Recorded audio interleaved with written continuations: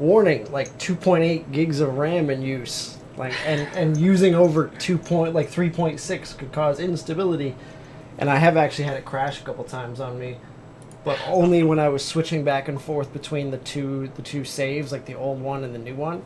Mm-hmm. And so I think it still had some stuff loaded in, so it went over that 3.2 gigabytes of RAM in use. So hopefully it'll be okay. I'll try and save often, and everything's on video, so so that should be good. So I tried to set it up mostly like we had it. The gears all the same. The gears everywhere. Extra gears over here now. Extra monsters are on this table. This is all of our settlement stuff. Our innovation deck. These are like principles and stuff. These are ultimate weapon. Yeah, these innovations are drawn through special events. That would be a great weapon draw. Huh? Ultimate Yeah, weapon. yeah. One of your choice. I don't think we get that until year 20. I think the watched event is what lets us draw something like that. That weapon is disgusting. I know. Yeah. And then our locations down here, the hunt track, and that's it. And then all the extra cards and stuff are over to the left now. And these are kind of neat. These are like infinite bags of these, so like you can just grab as many. You can just put them back in. They go. Yeah. It's nice. You just pull out what you need. Pull out however many you need, and we can delete them and just pull out more. So yeah, it's pretty handy.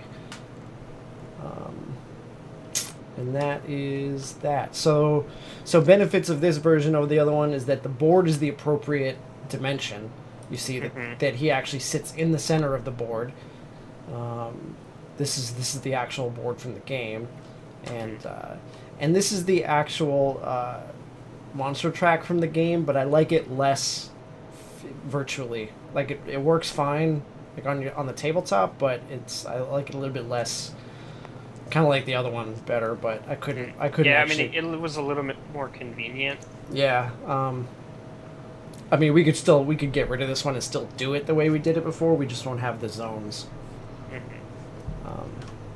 Unless I could probably make like a custom thing at some point, but either way. So what are we hunting? We have, I think, what was the last thing we did? Was the butcher, right? Yes, that like 2-hour encounter. Yeah. So we have two regular hunts and then another nemesis.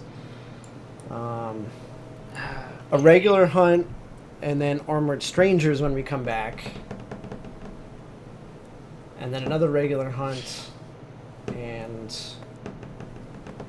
it sucks because we're not actually going to get a chance to population up before the armored strangers do their thing. So it's just going to be, we're going to lose some of what we have, basically. Yeah. Not necessarily 4, but some. And we do have some no-names. So, I mean, losing less than 4. We're just so close. Like, even losing 2 people is like... I know. It's going to be rough, but... I think Antelope, to try to finish the Antelope gear is what we were... Yep. I'm also kind of leaning towards quasi-retiring Tracy. And the reason is... She can't die anymore, so... Well, the thing is... To the... She can't be killed, but if I happen to roll really well on those duels, like, he'll stack weapon proficiency on me. And so if I'm not ready for that, and he puts me over, then she, like, leaves. Do you know what I mean? Like, if she you know, once she gets mastery, she leaves the settlement. So, like, if I keep using her and I get to 8, say, or, like, let's say I get to 6, but then I have a duel and I roll, like, over a 10, he gives me 2 proficiency, and then she's gone. Right. So, since I know I have to duel him at least twice more, I kind of want to just quasi-retire her until later. because she's got with the 4 strength she's got and the 2 accuracy, 2 speed. I mean, she should be set aside for the Watcher, I think. Yeah. And I think in the meantime I'm gonna start building someone new. That's what I'm leaning towards. So you have 4 now. Yeah, right. I have 4 now, and once we're close to the Watcher, I can easily take her on 2 hunts to get her 6. But all that really gives me is Deadly, which is like she has -1 luck, so all that does is bring her back to being able to crit at a 10. Which so could still be. It could still be good, Really useful. but it doesn't. It's not urgent. I don't feel like. So I feel like I should just wait until we're closer to the Watcher to bring her out again. That's my preference. What was the Cursed Belt again? Was it a rare gear? Oh, I forgot to put that out, didn't I? That was technically, yeah, it might be under rare. It was actually under like a special gear.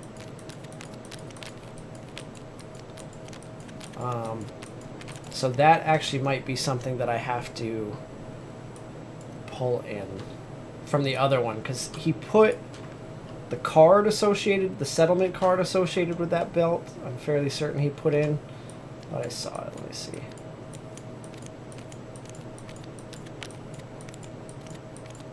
I forgot. Even when I was doing it, so he didn't even put that. That's a special thing, so I'll have to, were you making connections with it, or can we just use a placeholder for now? We can just use a placeholder. Alright, so I do know it is green to the right and green on the bottom. Yeah. In case. I need to have something that is designated as the belt specifically for Phoenix. Right, so just either leave a space open and call it the belt, or... I always do the bottom right, so that'll be my location. I'll just leave it empty. And then when I get a moment, I'll just copy that from the other... because I don't think I can bring it in now. Yeah, I'll just copy it and bring it in. But for now, just put a token there or something on Phoenix. So who do I want to take? I want to take... so I'll keep working on Neko Stupid Nose. I'll take him. And he's Grand Weapon. Yeah, Furman. Someone had an HD mod for Tabletop Simulator. Yeah, so we just swapped out.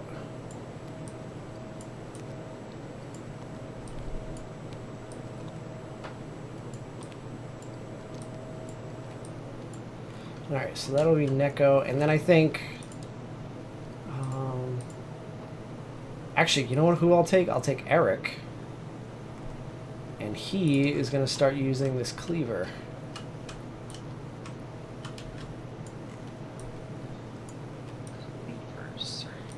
And work on axe proficiency, I think.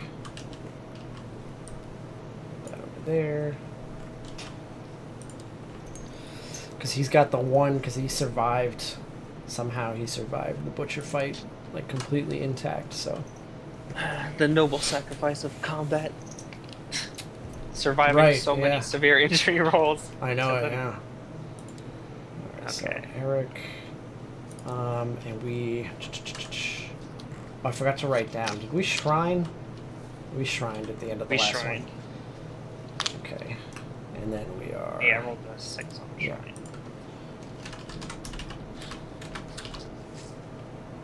So, and we depart with 5. Okay. 6, 7, so... He departs at 7. So we hunted the antelope, I brought Phoenix, we came back, fought the butcher, so I can take Phoenix again. Uh-huh. Okay. So that is 3, so basically 4. 4.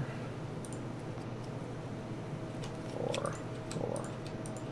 Should be 4 everywhere, right? get the rawhide armor set on him. Okay.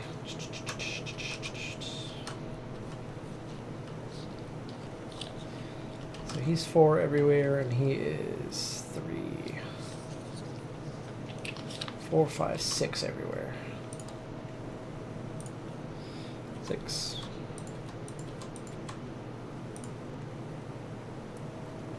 And he will cap out at departing at 8.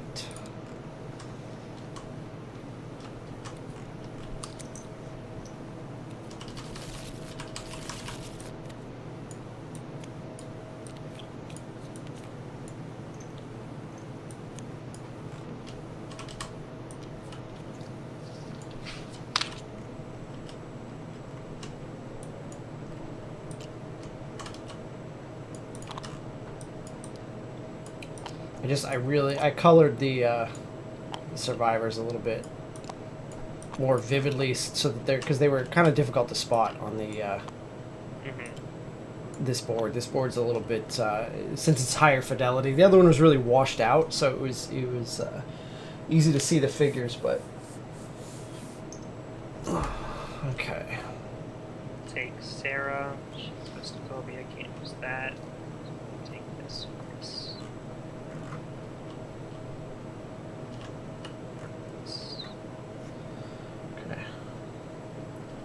Where is Sarah at in her proficiency? She's only at 3. So she's a specialist? Yeah, she just hit last lion hunt or last antelope hunt we did. Because I think that lets you re-roll misses. You can re-roll any misses once. Once per attack. Any misses. So if I miss twice, it lets me. Yes, but only once for the whole Only- attack. Yeah, like you right. can't like. They Surge have to and- say. They you can on surge because that's another attack. On- They say limit once per attack because if they left it, you may re-roll any misses once. You'd be like, oh, that's a miss. I'm gonna re-roll that. Oh, that's another miss. I'm gonna re-roll Right. that. You know what I mean? So. Right. So if you're rolling what 3? Mm-hmm. So you could you could re-roll this one once because that'd be a miss, Okay. and then you're stuck with it the second time. These dice are bigger, Uh. and I think that they have different physics. I think their physics settings are different. They don't like fly across the board, but they still do. I think they roll pretty well, but they don't. They don't like careen across the table like the other ones did, which is nice. Yeah, definitely feel like they have some more weight to them. Okay. Okay. No, it won't work with the arrow. It's the same logic why you can't gain proficiency, like bow proficiency with an arrow. It's just like a thing Yeah, that because uses the bow to shoot. if you look, this is the keyword on this says bow. Now that you can actually read the cards because these awesome high res. But this one, this is not a bow. You need a bow to activate it, but it's its own item. The only thing the clawhead arrow that the arrow pulls from the bow itself is the range. You use the range from the bow. Otherwise, it's like its own thing.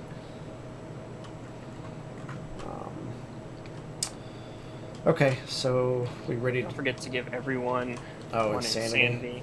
Because of Babylon Phoenix. Babylon Sarah.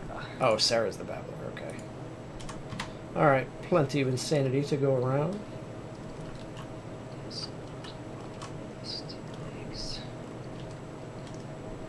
Where did I put?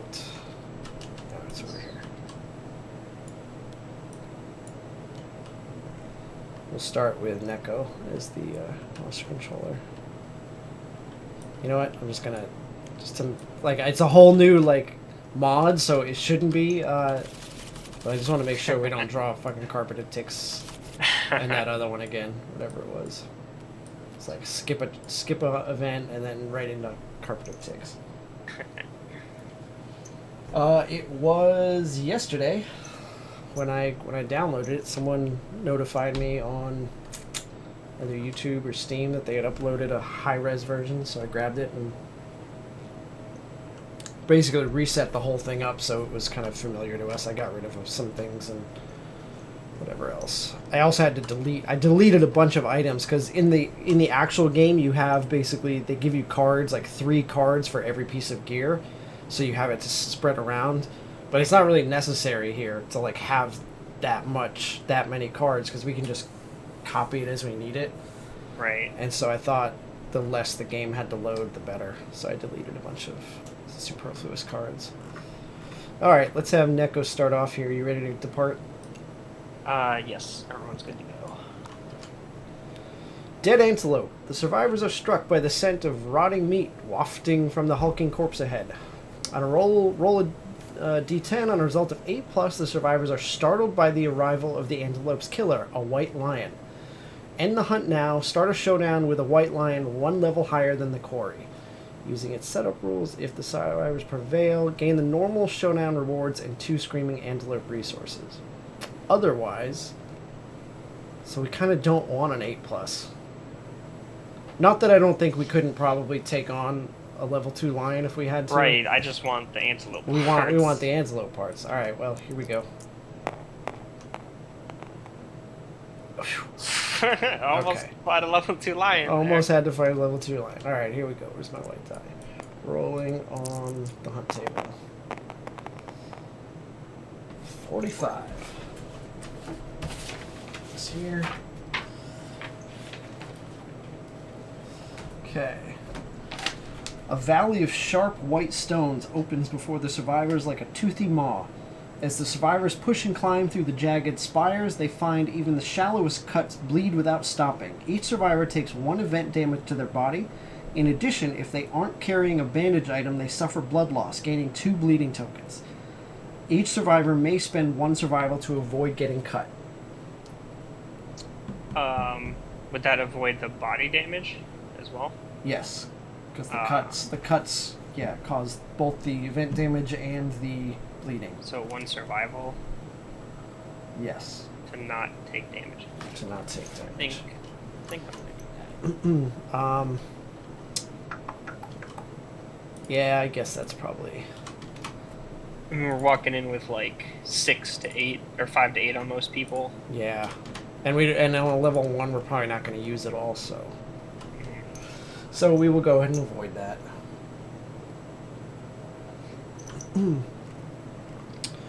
All right, and then Eric will go over here, which I is wonder what his card is. Gee.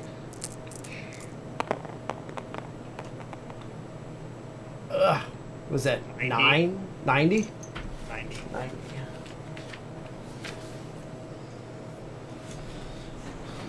The survivors hear a screeching howl, followed by a crash, and finally an explosion of multicolored light on the horizon. The unnatural light illuminates the survivors' way. The survivors may re-roll the next result on a hunt event table. If all survivors are insane, they turn away from the light, walking into the darkness. Move the survivors 2 spaces away from their quarry on the hunt board. Both of mine are insane. Both of mine. Fuck!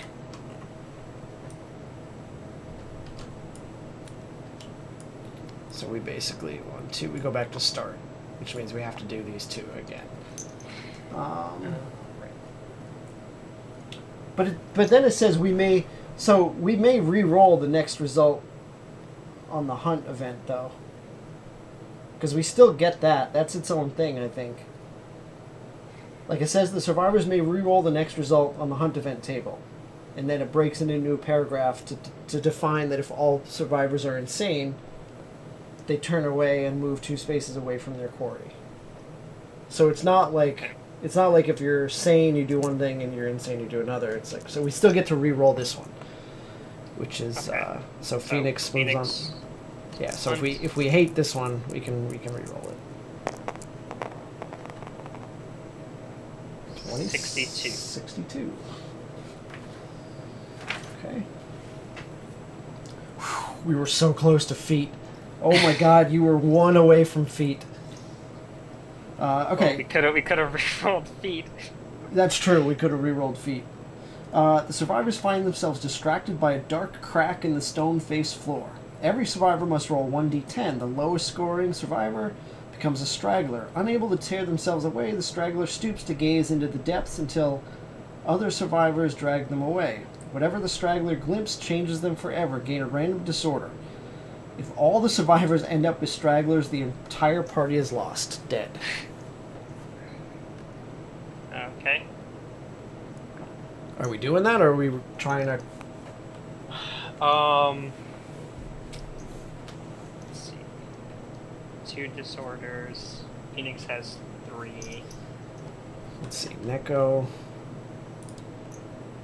has none. So that would be a first for both of my guys, because Eric has none. But we could end up with something worse. Right. We could end up with feet. We could end up with feet. We could still end up with feet, but...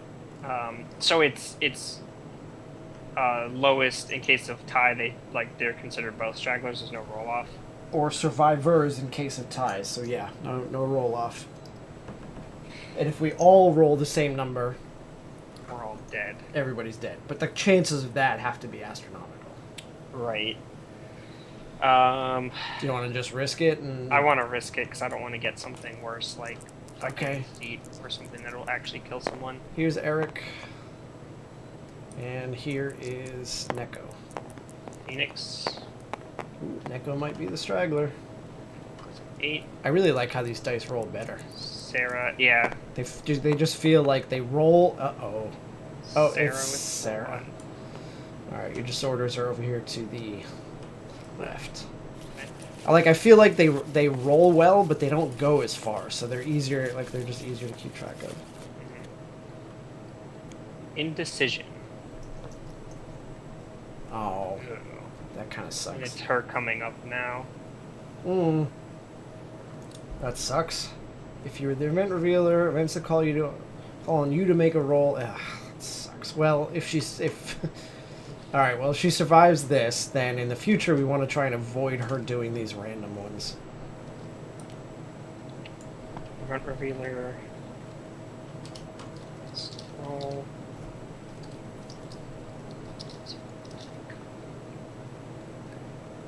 And even the most trivial choices grip you with terror. Okay. That marked.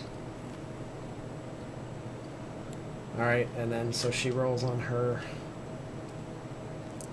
thing.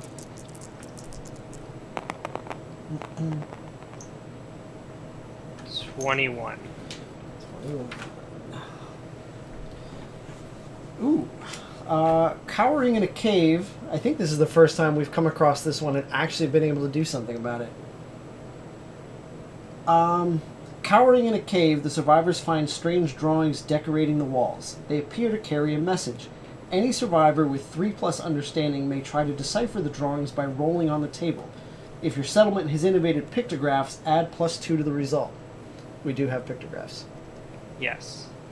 Unfortunately, you have to roll twice and pick the lowest, I think. I don't think so because it says if you are the event revealer of events that that's- call on you to make a roll. That's roll right. Twice. This says any survivor with 3+ understanding. Yeah, so it's not saying the event revealer rolls. Yeah, on you're you. right. You're right. No, it does actually say any survivor, where the other ones call on the event revealer. So you're right.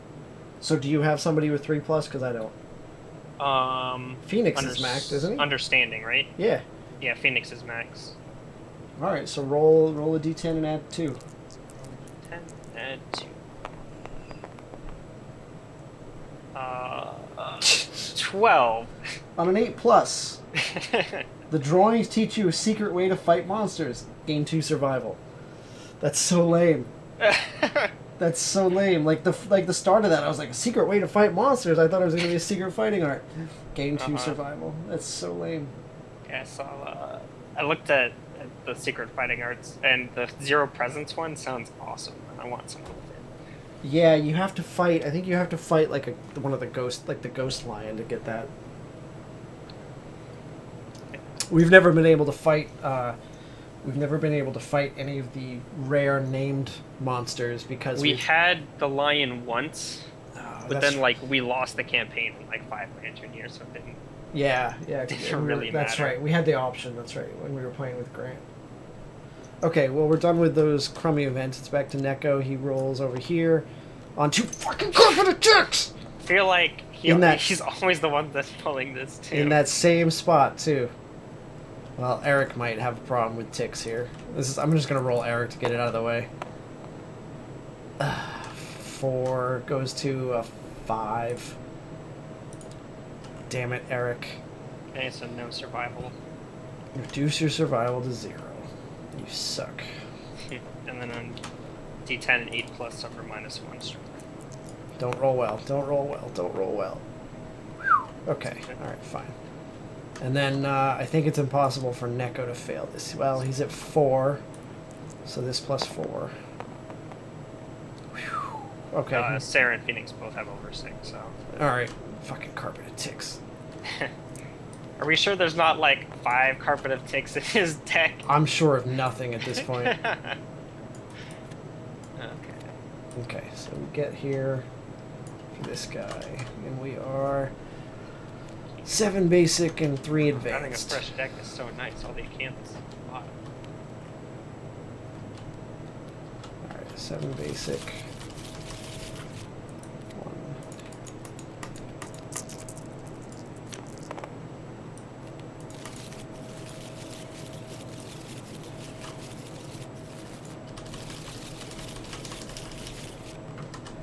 Survivor corpse and 3 stone corpse. Aha, okay. Oh, a Survivor Corpse. We haven't had that this campaign, have we? No. We get Debris, but we haven't had the Survivor Corpse. That's the one where if we cross over it... We gain insanity. Insanity. Okay. And 3 stone columns? No, you suffer brain damage if you cross over it. You can roll and then you gain insanity. Oh. That's what it was. Because I remember we had to make someone uninsane for some reason. We did that. That's right, we just walked them back and forth over it. Alright. So he just has trample. Fair enough. Okay.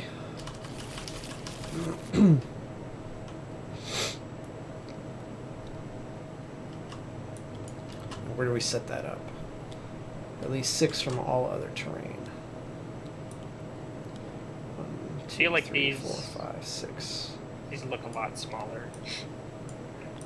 Oh, yeah, they are actually not. Actually, the tokens too are not really square sized, are they? That's okay. Come on, stack, please. Tick, tick. There you go. That's a little better, right? Actually, I can do that one up more. Pick. Good. See, then they don't sit like. They don't sit right on the grid.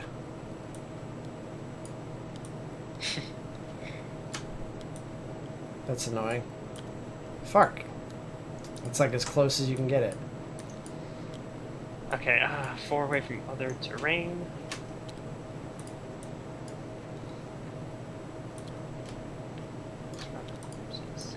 Okay.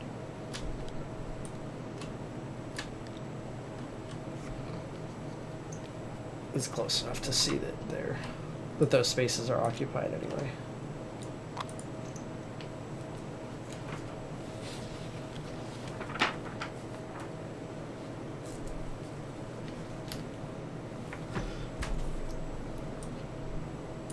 Don't think we can line of sight everybody unless we put them in like the corners. Yeah. I mean, is it really necessary though to line of sight? I mean, no. So we can just throw these on like the other side of the board. what was that nudge command that? Shift, I think you hold.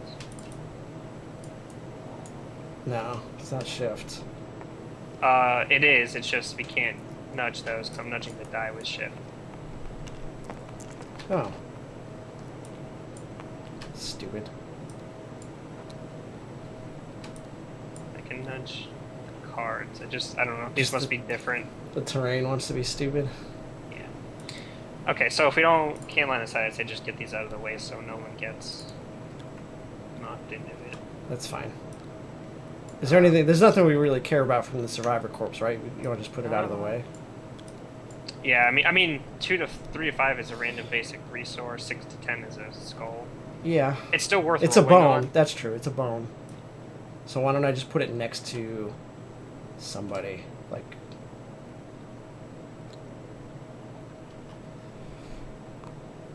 One, two, three, four, five. I mean, he can't get to his turn 1, so he'll probably just eat something. So I'll just have Eric gather it then. All right. Okay. I'm gonna have you start with Sarah as the monster controller. Just because I don't know that he'll actually target anybody. All right. Did you shuffle the? Yeah, I think. You want to cut it? Yes.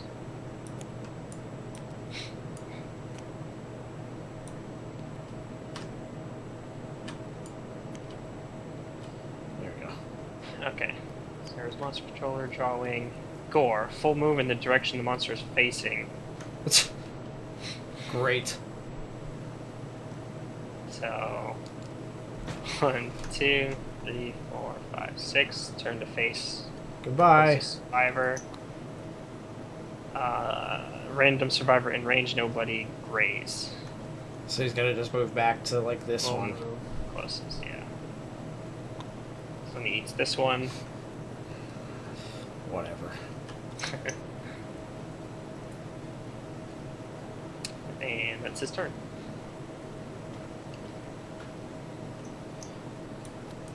Yeah, I know how to slide. I know how to slide stuff under a deck, but I don't know how that helps me with nudging these around.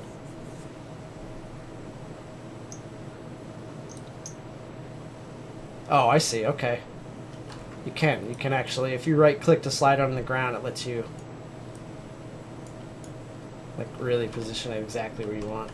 Hmm. I thought that was only for like sliding a card. Like you can take a card off a deck and like slide it underneath sometimes. Mhm. But all right, I'm gonna have Eric roll on that survivor corpse. For garbage. 3 is +2 insanity and 1 random basic resource. Oh, okay.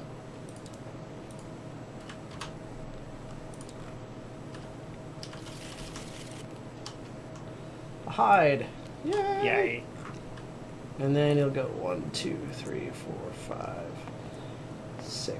Yeah, fucking 6. 5. 1, 2, 3, 4, 5. That's what I meant. That's what I meant. And he blocks. These tokens are so itty bitty. Wonder if I unlock. Come on.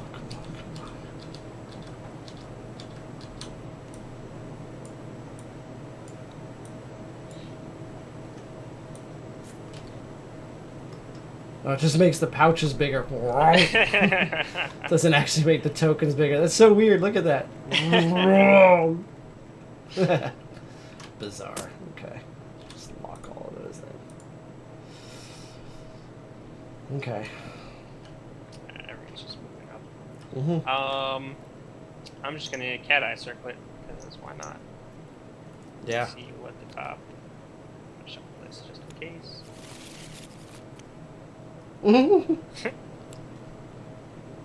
Okay. So we have that coming up really, really soon. All adjacent. So we could actually probably trigger that with ranged if you want to put it on first. Mm-hmm. Ignore the adjacent thing, Mm-hmm. and he'll slide away. So From the attacker. Full so move. put that on top, and let's not do anything until we trigger until we do something ranged. Mhm. Additionally, like either ranged or the spear, because I took oh shit, I didn't take the spear. I took the cleaver. All right, so just the range. So you got to land Yeah, that arrow. I can throw the arrow. All right, so you or put that back shoot on the top. bow. Yeah. Okay. Neko is the monster controller, and he pulls Ram. Furthest threat in range for the survivor. So he's just going to move 6. I'm going to say targets Neko. 1, 2, 3, 4, 5, 6. Answer your phone, goddammit.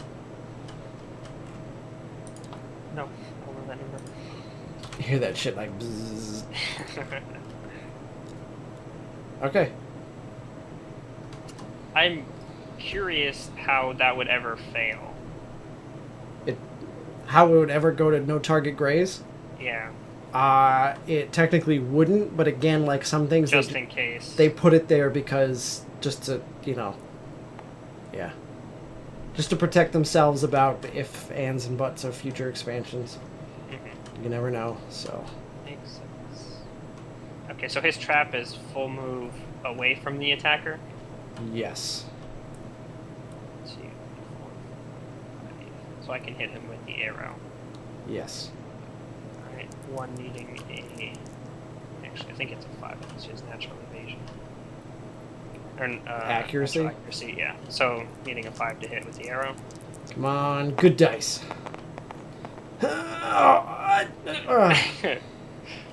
Not quite good enough dice. Not quite good enough dice. I can surge and just attack with the bow. Yeah, why don't you do that before we go? Before I send somebody in to poke them. Okay, so 3 needing 6s.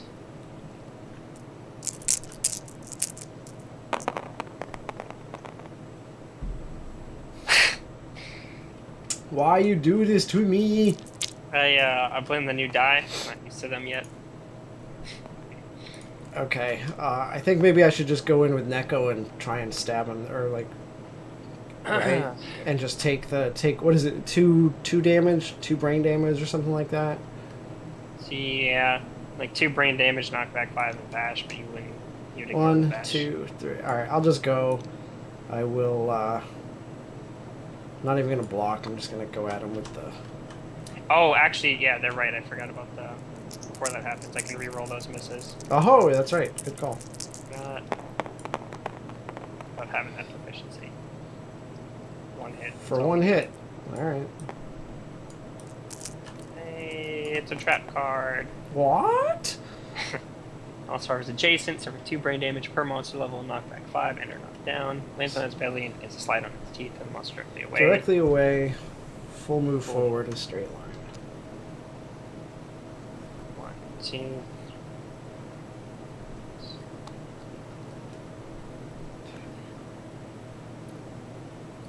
Okay, all good.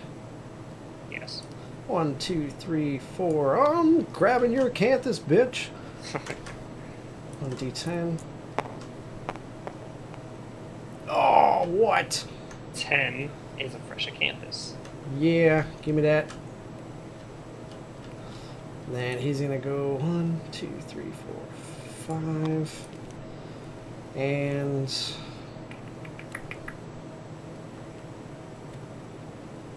actually, he's gonna go on it so that he can be furthest. And he will block.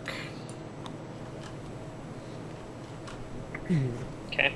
Just don't move closer than me, I think. I mean, move closer than me. Don't be the furthest away. Like, go up and get this acanthus or something. Yeah, so 1, 2, 3, 4. I mean, he can't get me. He won't get you either. But if it's like furthest survivor, I want him coming at me. I think he would try to go for me here, though. Not if you.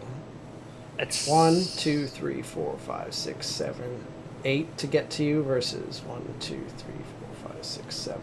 Yeah. But he won't get to you, so it's Right. fine. It's fine. Alright, Actually, rolling. since he won't get to me, I'm not gonna block. I'm gonna Roll for the acanthus. Yeah. 10. There go all of my 10s for the night. So is that another fresh acanthus?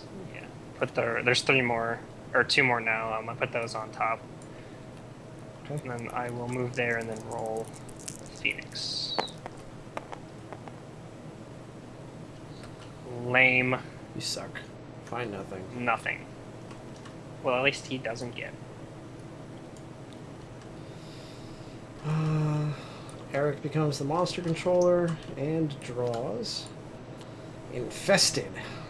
When this comes into play, the monster gains +1 toughness. Discovering the ticks is gruesome. Roll 1d10 for each survivor. On a 6+, suffer 1 brain damage. And ending adjacent on a 1 or 2 gives us ticks. Let's go here. Damn, toughness. Yeah, okay, so on a 6+, 1 brain damage. Here's a Neko. God damn it, with my 10s right now. And for Eric. Oh, for fuck's sake, that's 4 10s in a row. Like, I can never get those when I need them. Phoenix. 9 and Sarah. 4.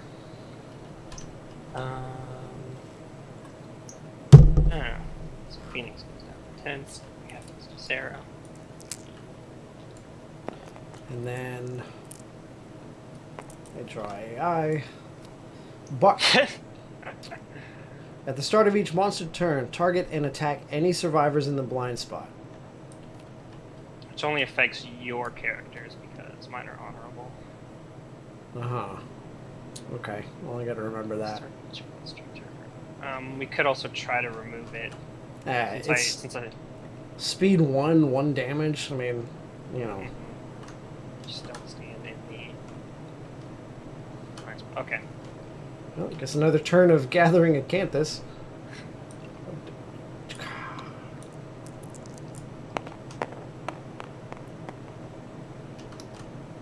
5 is +1 survival. You eat the whatever you find.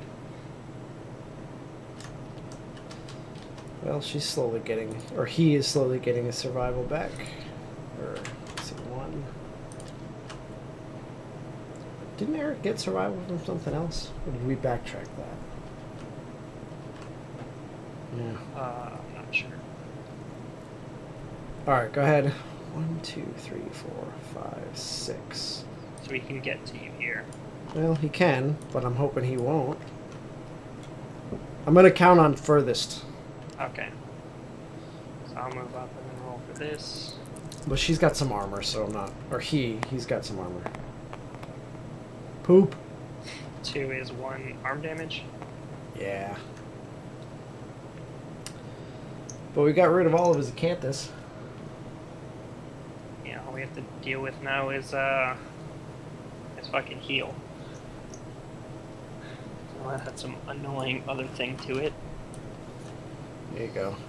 Phoenix is the monster controller. Did you move Sarah? Oh no, I didn't. I'll just do that. But he should be coming back. Okay. Yeah, he should be. 6. If it's for the survivor in range, it's me. Or closest survivor, it's one of these two. 1, 2, 3, 4, 5, 6. You'll still be able to. Okay. We say it's Phoenix. So I'll. Do you want to post up like right behind Neko? 1, 2, 3. Just because if it goes. Or you want to. Well, you could choose Phoenix. Yeah, we could because they're equidistant. So I said we're going to choose Phoenix in that case. Let me. So I'm not going to move, but I will check the top 3 AI cards. Wow. Eat a dick. Okay. Same thing. Try to pull the trap with ranged. Yeah. Did you cut the deck? No. That's why. Next time when you shuffle after this trap, cut the deck.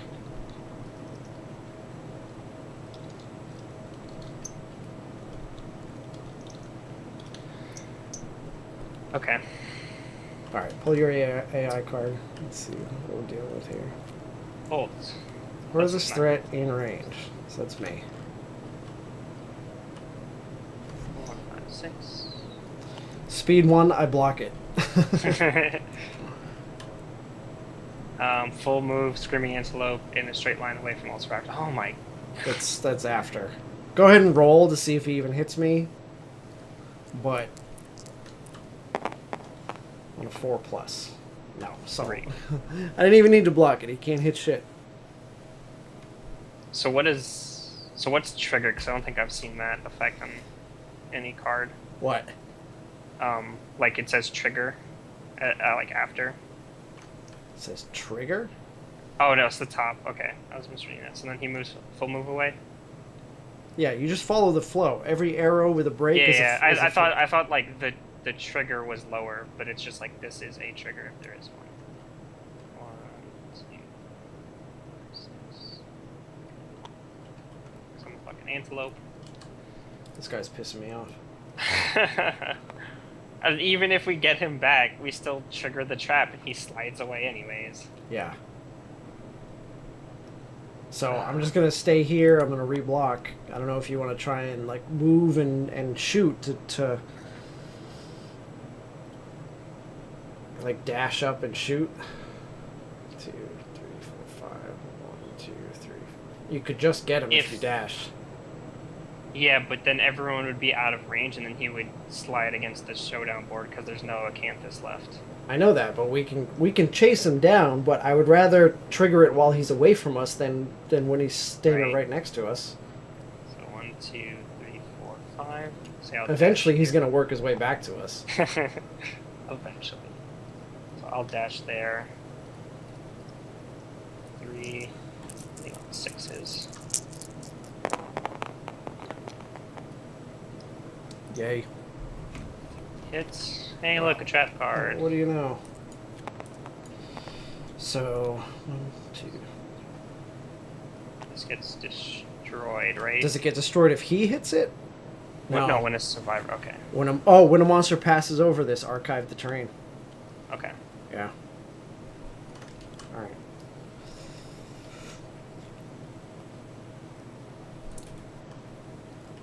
Just do his.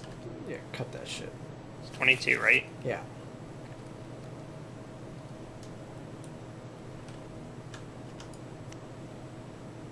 Okay. Pass monster controller to Sarah, and let's see if he can start working his way back to us. Random survivor in range, nobody, which is Graze, so full move forward in this. Okay. So move him to the corner, and we'll start boxing him in. 1,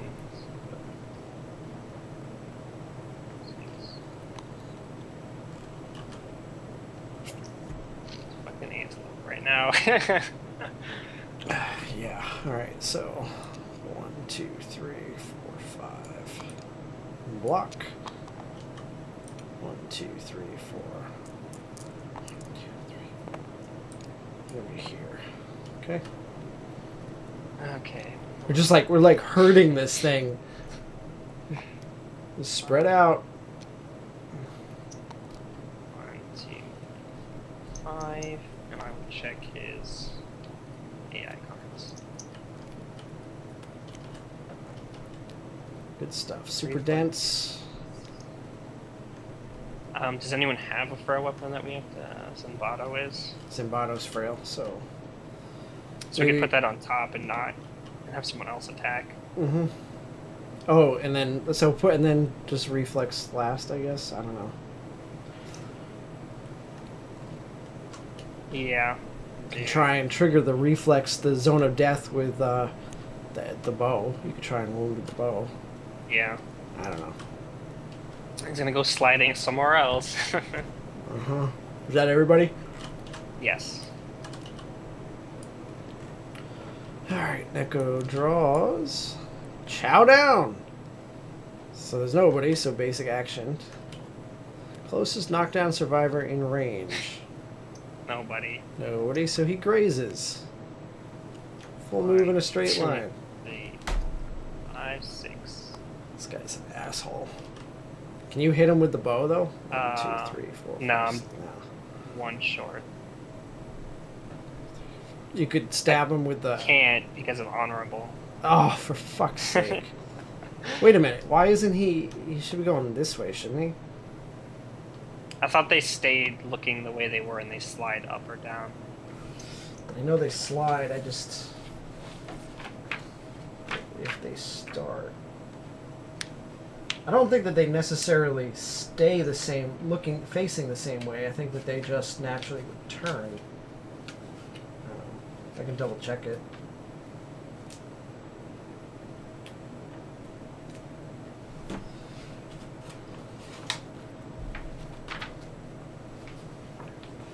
Just because that might determine whether or not you can get an attack on. Mm-hmm.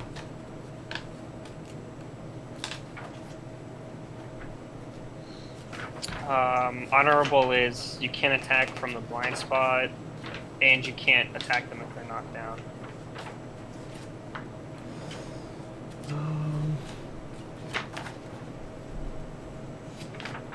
Can't find the monster movement section. There it is.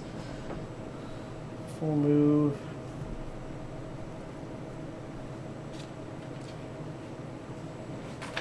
And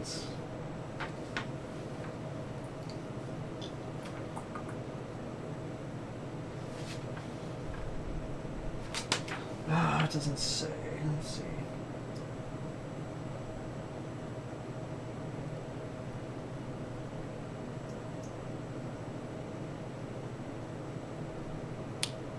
It doesn't say under movement, so we'll just go ahead and keep.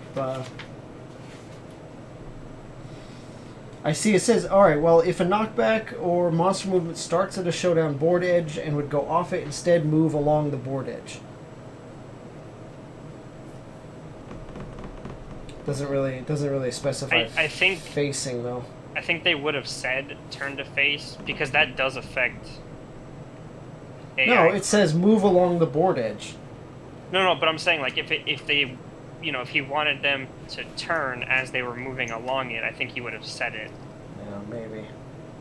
Alright, we'll just keep playing as we've been playing it then. So, nothing we can do on our turn except 2, 3, 1, 2, 3, 4, 5. So Okay. I'll stop there. So one. I just move up like in pounds, so I'll do that.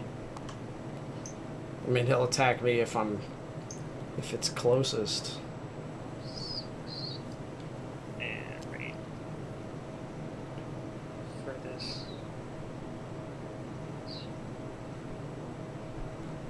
We'll just see what it is. I'd rather just get him back over here.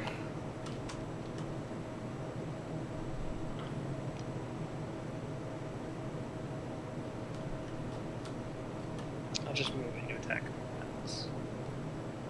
2, 3, 4, 5, 6, 7. Just take 1, a 2, step. 3, 4, 5, 6, 7. Okay. Alright, Eric. Monster. I'm gonna, before that happens, I'm gonna just, oh, we already know. Never mind, we didn't. It's like, did this already. Okay. Chow down. So basic action, which is nothing. So let's move him back down. 2, 3. 4. This antelope sucks. Our turn. 1, 2, 3, 4. 1, 2, 3, 4, 5. 1, 2, 3, 4. It's gonna be right there.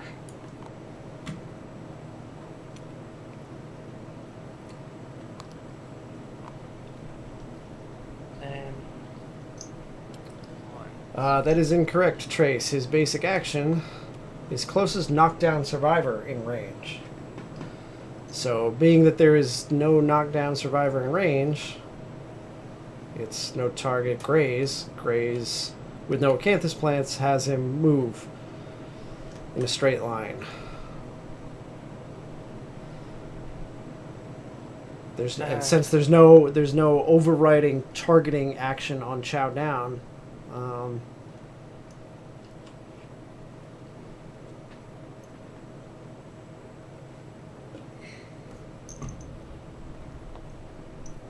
you all done movement? yeah. Phoenix is the monster controller. Stomp and snort. Random survivor in range. Wow. Well, at least it's random. What? Your two characters. 1, 2, 3, 4, 5, 6. Okay. So this is Neko and Eric. Alright, Eric. Eric. It is. He doesn't move. Oh, he doesn't move. Does he turn? Screaming arrows against the sun. Turn to face and roll a d10 on a 4+. The target suffers 1 brain damage per monster level and is knocked down. Fine. Do it. In addition, if they are insane, Damn it! Knockback 5.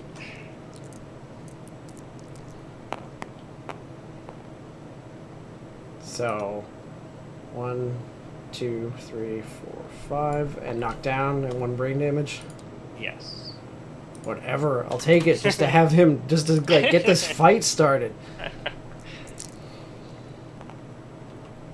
1, 2, 3, 4, 5, 6. So, you're gonna try and do a thing with the bow. Yes. So I just need to move. Not that I can't weather his reflex if you want me to just move up and chop at him. Yeah, but I think it might have had like a knockback effect. Okay. I'd rather just pull that. I'll move here with dash. For survival. 3 on 6s.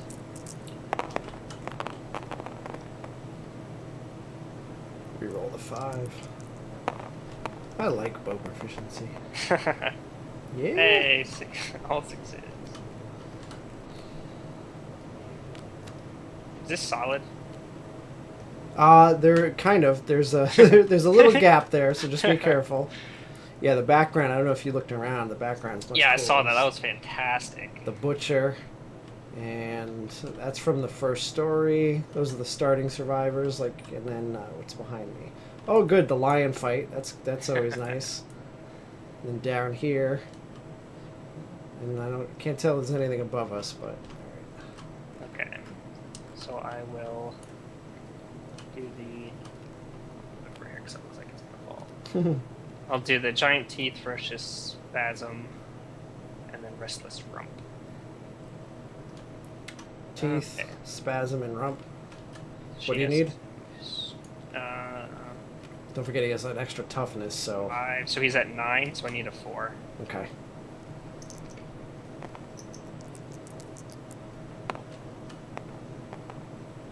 No. No.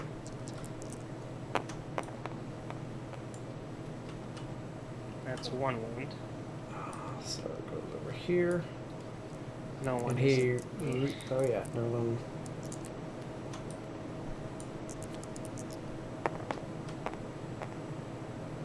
And that's a wound. Okay. Move in a straight line.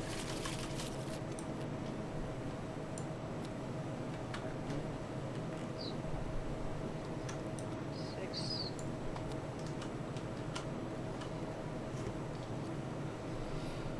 Alright. Oh, I fucked up your pounce.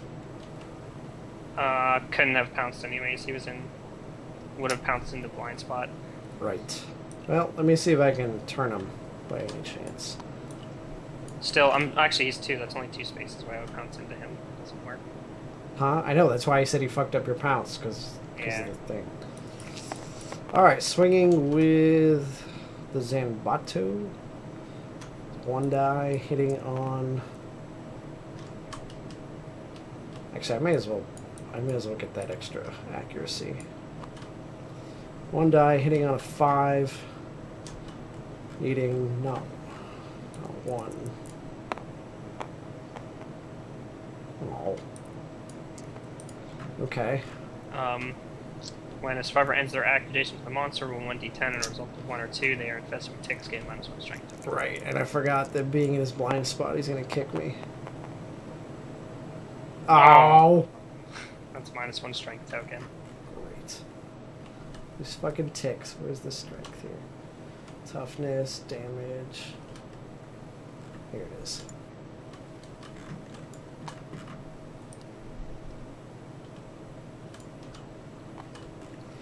Okay.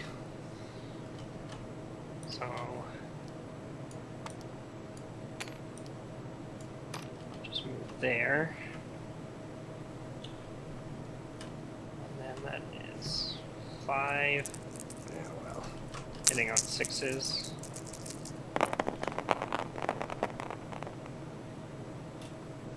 Two. 2 hits.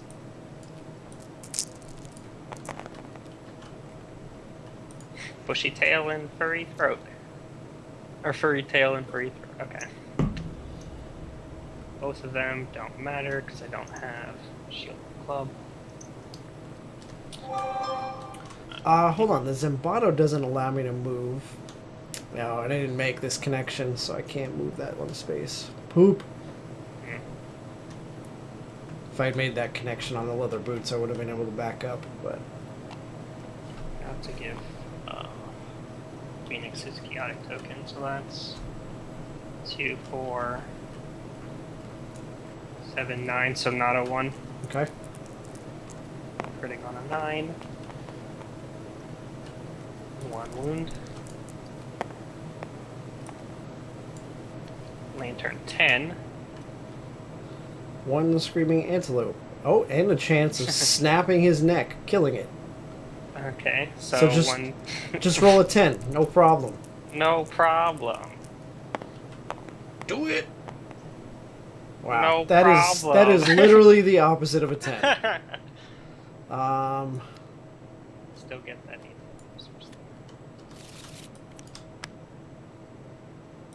Okay, and before I end my action, I will surge. That's a good call. Needing 6 hits to hit. There you go. 3 hits. 3.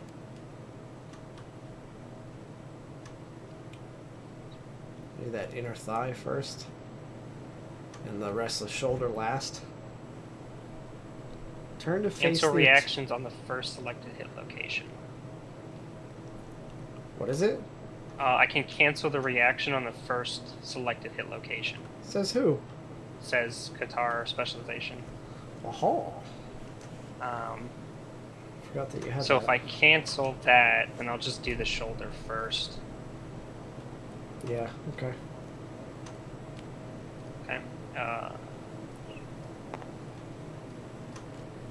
Needing not a 1.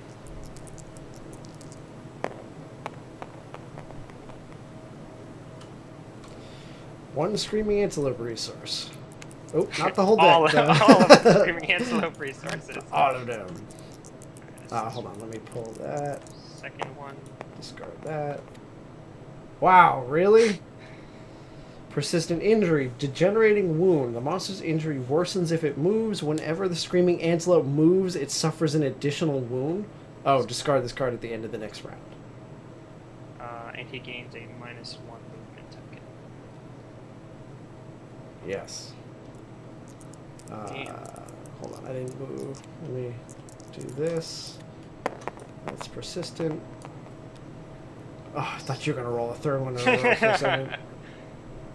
So just a wound. Okay.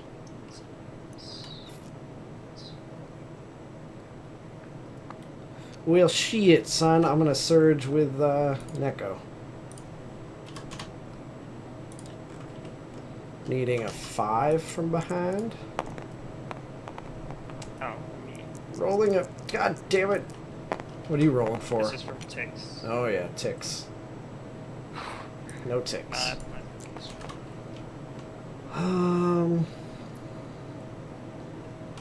Alright. We all done here?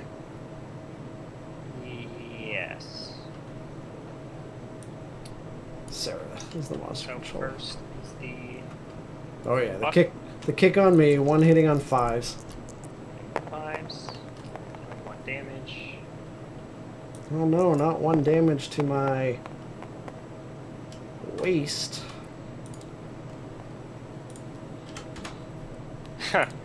Last card is Chow Down. Beautiful. So Oh, but his basic will is be... it in range? Yes, it is in range. 1, 2, 3, 4, 5 at least. And he suffers a wound. Because he moved.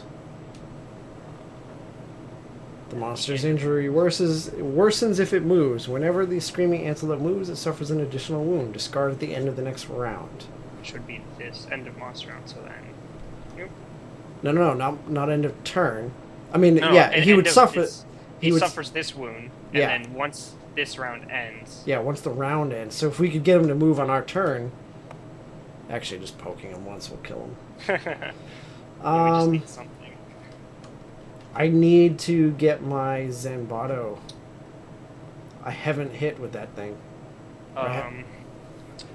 The axe doesn't matter because he can't declare a proficiency yet. Did Sarah wound with the bow? Yeah, because you pulled that trap. I mean, Yeah, not did the I- trap. did I- No, you pulled that reflex thing. Yeah, I think you wounded. Because what do you need to wound? 4. And didn't you roll? So you rolled 3 6s. So you had 3 hits. I think I rolled a 5 from her. Yeah, and then you re-rolled it into a third 6. Mm-hmm. Because you said all 6s. And I thought to myself, that's terrible luck. 6 6 6. And you need 4 to wound. Yeah. You have to have wounded on one of them.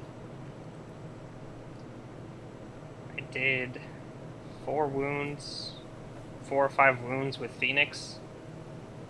4 wounds with Phoenix. He just took one. So and if you didn't wound, then I did the other 3. All right, so I gotta get in there.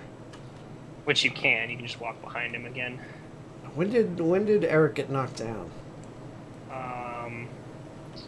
He stands up because it was the last monster's turn. 1 That knocked 2 him down. 3 4.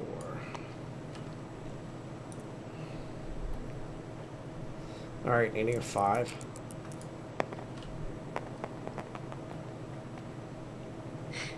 Thank you.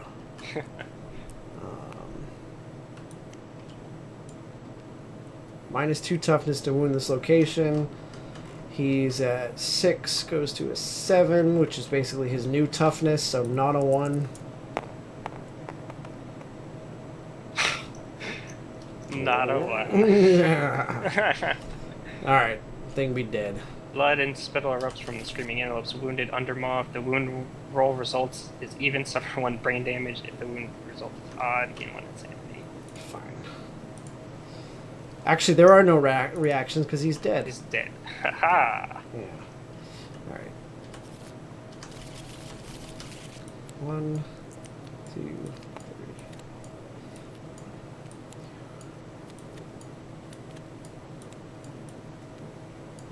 That right there. Guess what? Neko is now a grand weapon specialist. Ooh. Which means when attacking with a grand weapon, gain 1 accuracy. When attacking with a grand weapon during your act, if you critically wound, the monster is knocked down. Oh, like that's good, and then also bad. Bad for the honorable people, for Bad sure. for the honorable people. But also, But fuck still. the honorable people. Still good. And then, Eric hits his first age milestone. Fucking kidding me? What? We drew like all the shank bones in the deck. Fuck. Okay. I don't know if I mean, I did shuffle it, but who the fuck knows? Hide.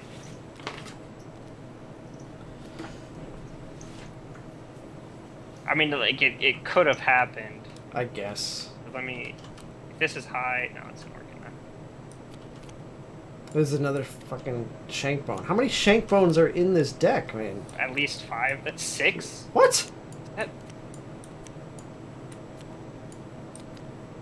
7? That can't... 7 shank bones in 1 pelt? No. That can't be right. That can't be right. I'm gonna... Hold on. That seems like a lot of Yeah. shank bones and Hold not on. a lot of pellets.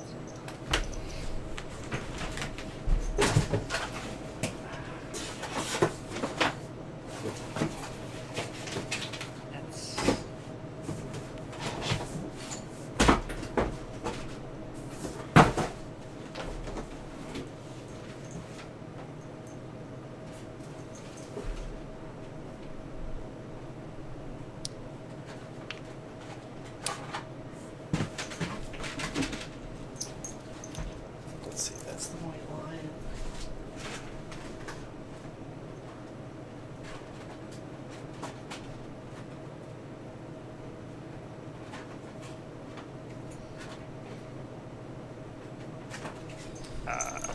debated. The shank bone's not necessarily bad, but like statistically, we shouldn't have seen them, and I don't think there's more than 4. There should be more than 4. All right, so let's see. So I pulled out the actual Screaming Antelope deck here. Pelt, Shankbone, Bladder, Shankbone, Pelt, Muscly Gums, Flat Tooth, Spiral Horn, Shankbone, Flat Tooth, Brain, and Pelt. So there should be 3 pelts. There should be 4 pelts, 4 bones.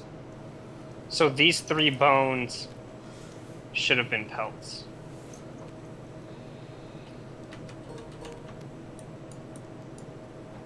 One more. Yeah. 3, 4. 2 beefsteaks. 1 gums, 1 bladder, 1 brain. No, hold on. Let me get rid of these. Delete. So we have 4 pelts and... 4 shank bones over here. Okay. 1 spiral horn? Yes. Yes.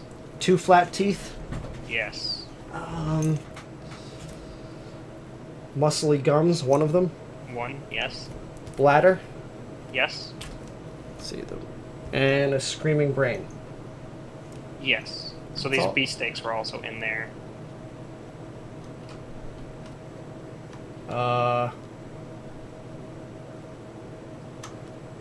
Let me take a look then. Make sure I pulled out all the cards, because... Let me take a look.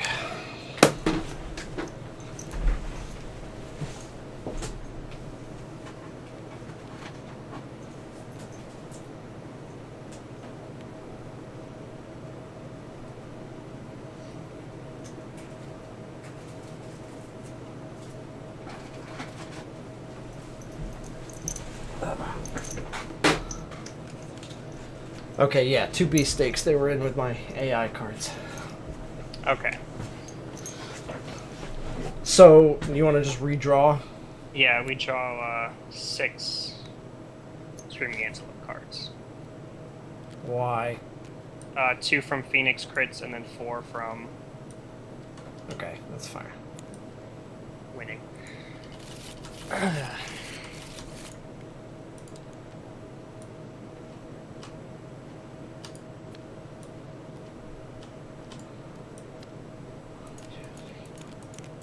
Alright, there you go. Now I don't trust any of the other decks that this guy put in his mod.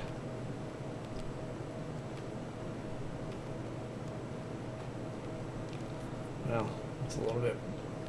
I'm pissed we lost that spiral horn, but... Because we need that for the helmet. Yeah, but we wouldn't have been able to do anything with it. Yeah, with all bones. Especially like with that deck being fucked up.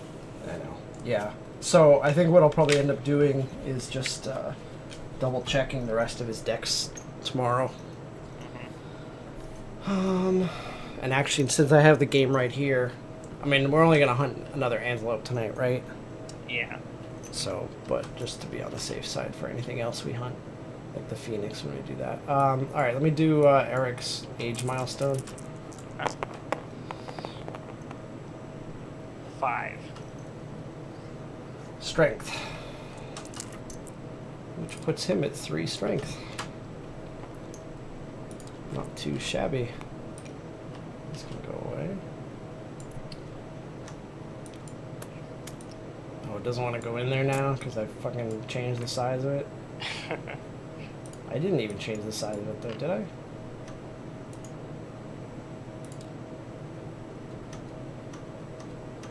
Or is this one strength? Ah, it won't go in the one that it's not. It won't go in the wrong hole. Okay, so we come back, we get... Is Phoenix or Sarah a tinker? They're not, are they? No. So we get 4 endeavors.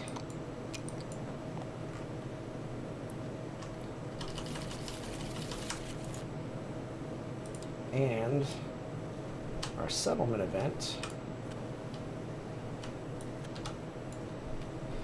Nickname.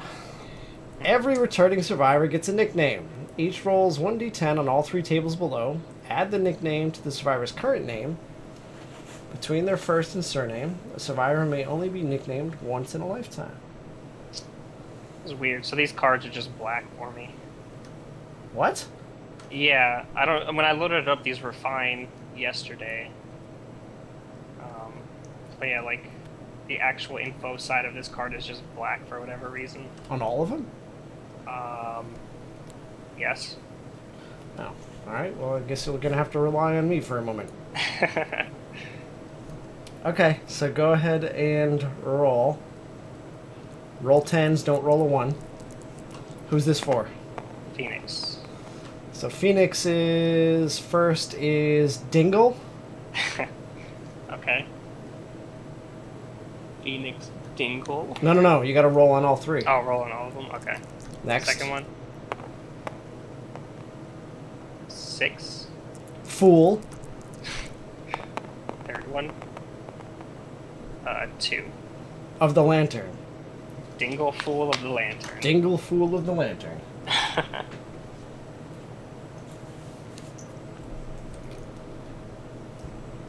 Okay.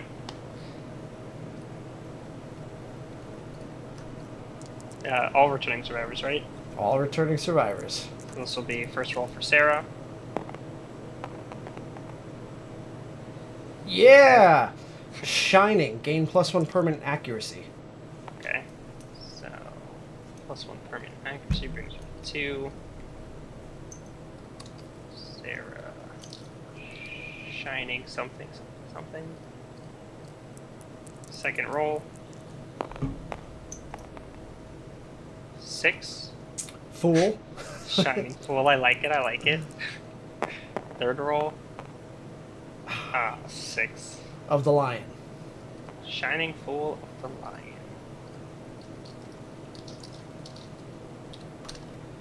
Alright, Eric's first. 4 is second. And his third. 4, 6, and 3. So he is a Dingle Fool of the Lantern. I feel like this is what happened the last time we got this. It's like everyone was a fool.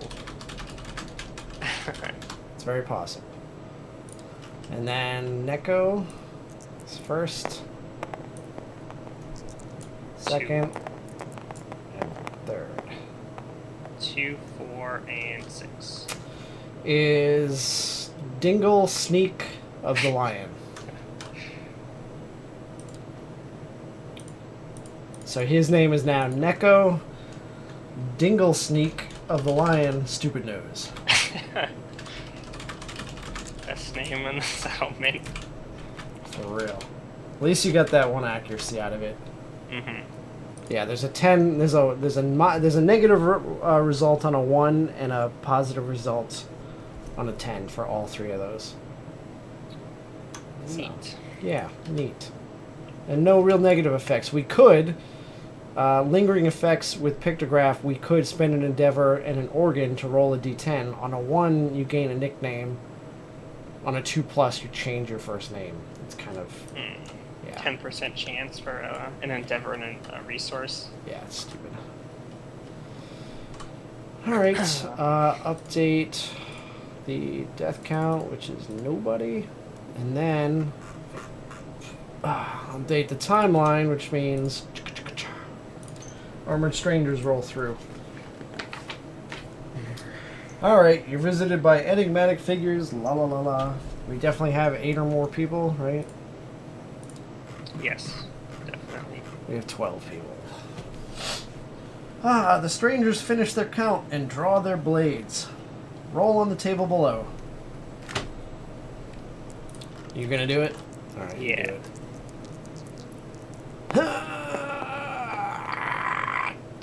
7. A 7. The bravest survivors are rounded up. Select the survivor with the highest courage. In case of a tie, select all and execute them. You may resist to avoid this loss. Sarah has 3. Phoenix has none. The highest courage, did I say? Yeah. Tracy has 2. Let's see. Evelisa has 2. So it's whoever that is with 3. Sarah. No. Well, yeah, because that's all we have. So Sarah's, unless we want to resist, but No, thank you. that's not a good idea. So Sarah's dead. Yes. What did we just lose? We lost our bow proficiency. Bow proficiency. The and accuracy person who they just got? the accuracy, and they were a survivor of the King's Hand who also had 1 accuracy, 1 strength, 1 evasion, and she was honorable, so she had 1 speed. Well, that stings a little bit. Mhm.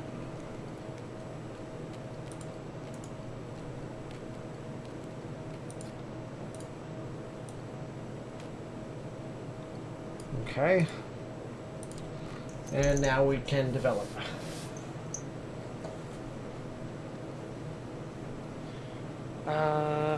Our basic resource for Sarah's death doesn't work.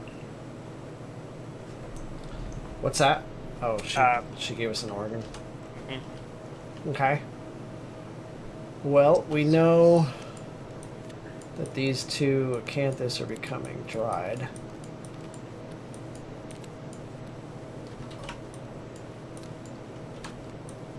Okay.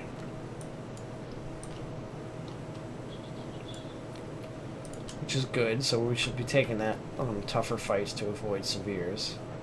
Mm-hmm. You thinking of making these 2 things? One of them, because we have the 1 pelt. So the 1 pelt would make the Screaming Skirt. If we take this hide, it could make those bracers. I'm just wondering if, although we could do this and make a rawhide, another leather shield, if we want to spend an endeavor on it. Can the other people afford a space for the leather shield? I mean, I guess you could not take that founding stone. I could not take the founding stone. I still have this headdress just here, just because we lost the helm. Skull helm. And like this grease would be the chest. Do we have any innovation set aside? Because that would be good. Actually, yeah. So we would do this then. We have a question mark in the bank. That could be it. Okay. So with what we have, this bone, this hide, and this organ, we will innovate. You want to just do that? Yeah. Let's just.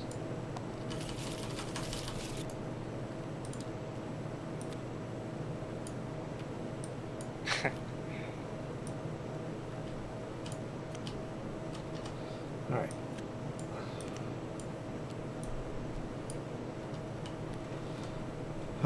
Okay, well, I guess it's going to be Symposium, right? What did... Although the Forbidden Dance consequences, I think, lead to some decent stuff. So we would get Nightmare Training, or... Wait.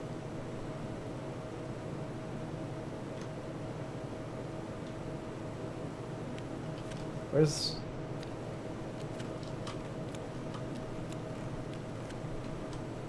This was in there, the Heart Flute. Oh, okay. So that should be not in there, I guess. Yeah, that's the only one that shouldn't have been in there.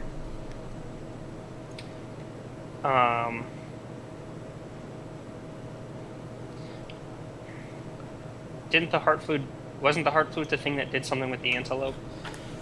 Yes, but I think it's only on a level 3.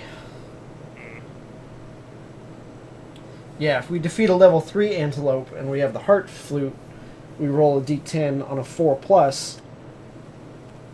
We nominate a survivor at the settlement that has never been on a hunt, and they gain +2 permanent strength.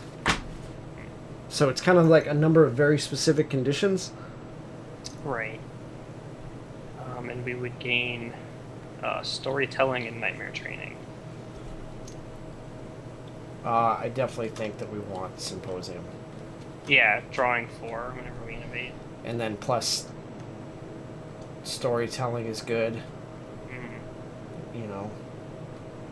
And then storytelling would lead to records and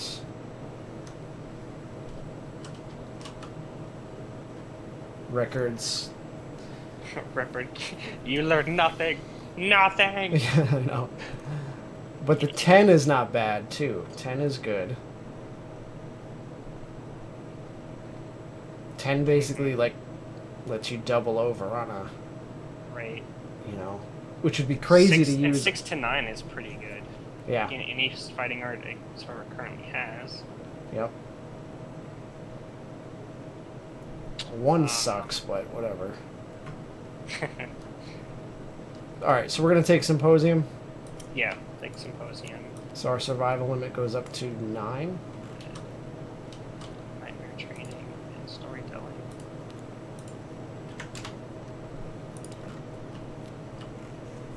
These are the only ones that are in our deck right now. Mm-hmm.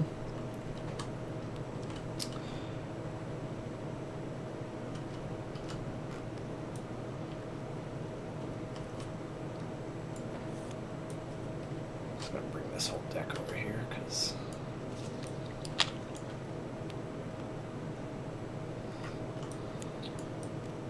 Alright, so these have been spent. Mm-hmm. So, yeah, it's up to you whether or not you want to get closer to the... I just think that the bracers are better since we still have cloth armor at 1, so going from 1 to 2 isn't that big of a deal. Alright, then make the bracers. Like bracers. That's those two. Mhm.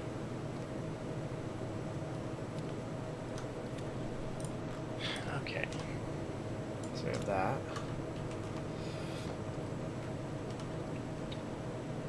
We already have 1 paint. Do we really need to make a second? No. No, because you haven't even been taking the 1 paint we have you?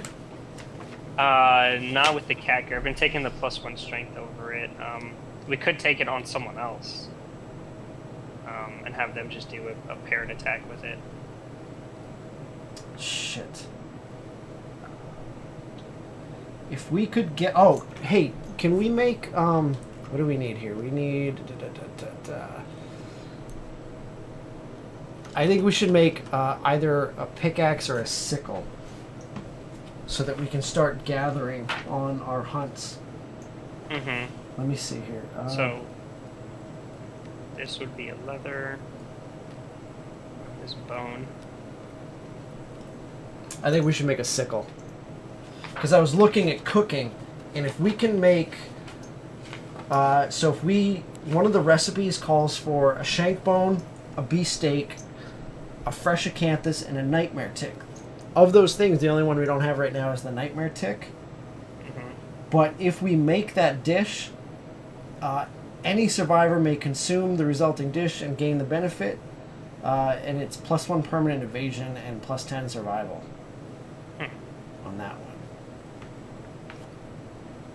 one. So we would unmake one of the dried acanthus. Yeah, assuming we had if we had a nightmare tick, which we don't. But can we gather a nightmare tick from the gathering event? It is possible to do that. If Well, we we roll, have if the we roll beefsteak and high we have the enough. shank bone. Yeah, I know. I'm saying like maybe we stick those in storage for the moment. Yeah, and then we have 3. We can either save the beefsteak or we have 3 organs to use to make one of the charms if we want to. Those 3 organs. Mm-hmm. Yeah, go ahead and make an organ or charm. I'm just wondering if it matters now since our green savior's dead and the red one. Yeah. This deck has so many fucking cards in it. I know, yeah, because he's got like duplicates of everything. That one I probably didn't. When you attempt to wound instead, roll 1d10 on 1 to 5, fail on 6 to 10. Oh, that's what we need. We need the scavenger kit, which isn't even Is that an option to us. That might be a barber surgeon item. sounds like a barber surgeon. The scavenger kit, I think, allows us to put a bug patch on every showdown, so that would let us,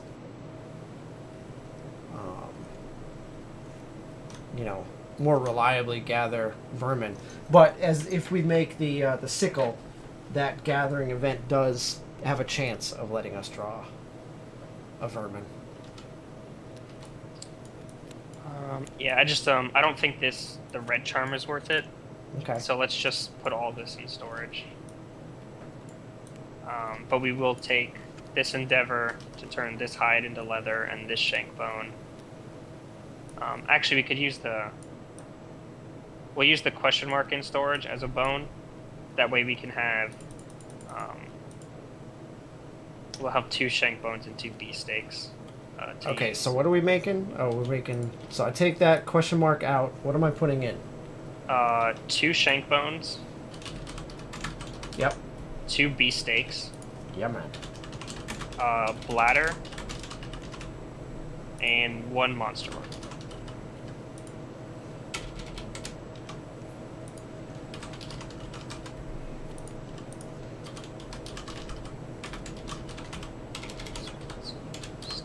Okay. Good stuff. So what does that leave us with? 2 endeavor?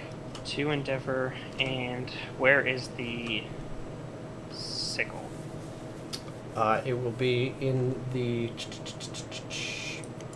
right there. Okay. So we need to find someone who can take that. Could probably fit in a slot on the user. Just take off the helm for now.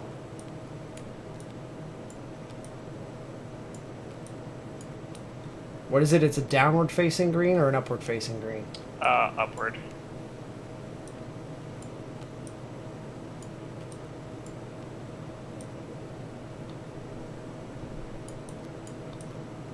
Yeah, it's not really... I don't really need the extra green for anything, fortunately.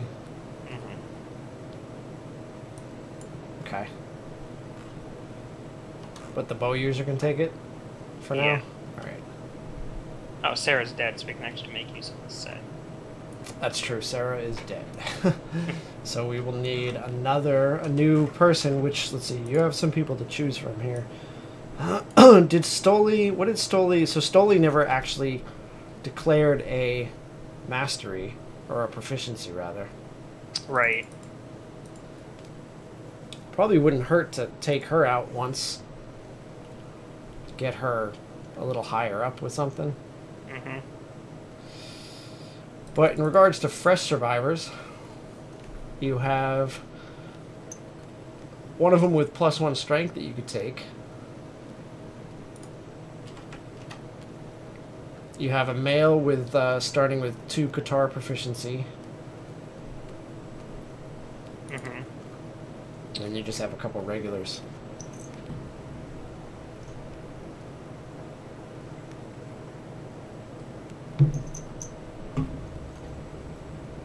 Well, Phoenix has to sit this one out.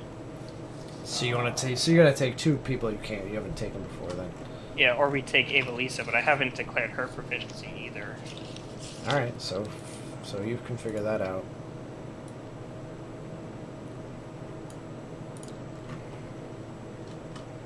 So I'm taking Eric again. Eric can now declare axe proficiency.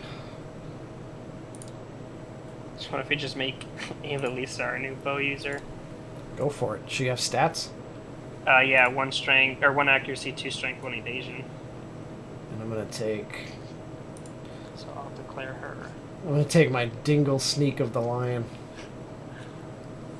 Take her as bow user. Is it worth rolling on Shrine for this? For another antelope? Probably not. What are you So- thinking? Augury twice? Either 2 Augury or Memento... Oh, she didn't die in the showdown. Poop! Damn it.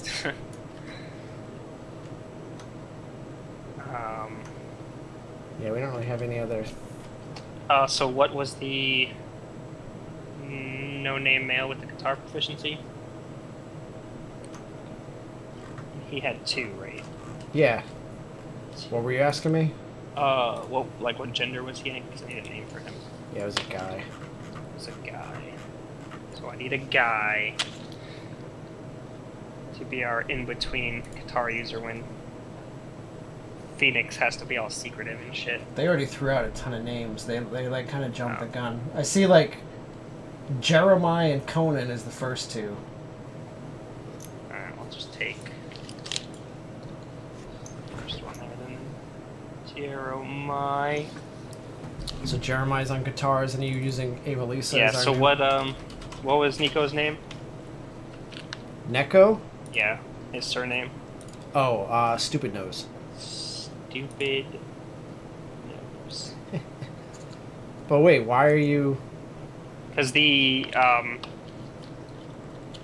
child has to technically take the surname to get the effect, I thought. Right, but I thought it also said they may give themselves a... Yeah, I I guess... thought that's the partners. Huh? Survivors nominated and may give No, themselves... family is the one that where you inherit. The new... Here's See, the surname of one parent, their of weapon type. one parent. So, like... it's almost like they can have separate surnames. Like... Yeah, but I didn't give Phoenix one, so I'm just gonna take yours. Okay. Since it's so good. It's fantastic. We'll start the lineage, the stupid noses. Did he have any other benefits? No. Besides the guitar type? No. Just the +1 that everybody gets. Mm-hmm. God, I wish we could fucking pull. I hope next go we get Clan of Death, because now that we're drawing 4, I really want Clan of Death. Clan of Death would be fantastic. So are you thinking just augury with these last two, since there's nothing pressing? Yeah. Alright, we'll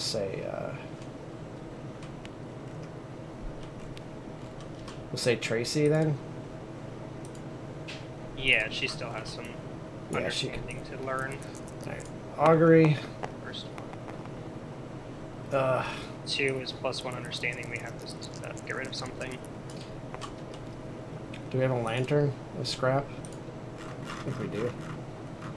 We have a scrap, so I'll just get rid of that. Okay. And her second augury. 3. 3 is a 4 is 1 survival. Disappoint, Tracy. Hey, Pumpkin. Okay. They all like the name. Oh, good. Good. I'm not even gonna bother giving her that 1 survival. Well, I will, but it's not like she's not gonna cap out. So who am I taking here? Eric. And I'll take Neko again because he's 1 away from his 2nd age milestone. Alrighty. So with no shrine, that's 5 to every armor location. The Babbler is dead, so no more free insanity. Right. And that stays. This is at 3 now. On this gear. Okay.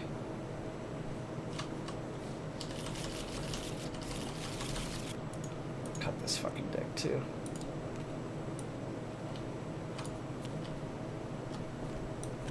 Doot.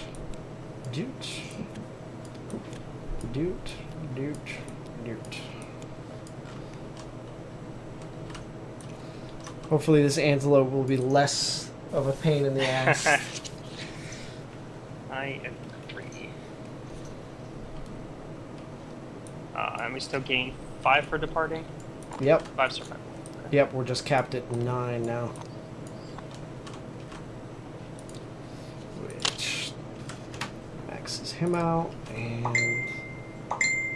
the fuck? Okay, I'm gonna get some energy before we start this. I'll be right back. Alright, that's fine.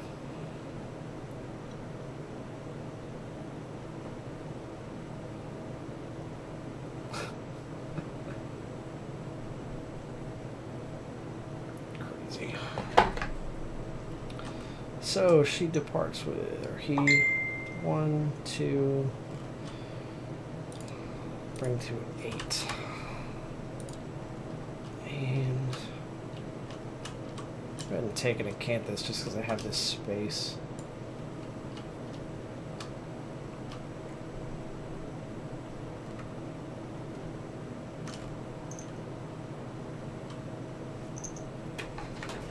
You know, it better not be ticks. Fuck that shit.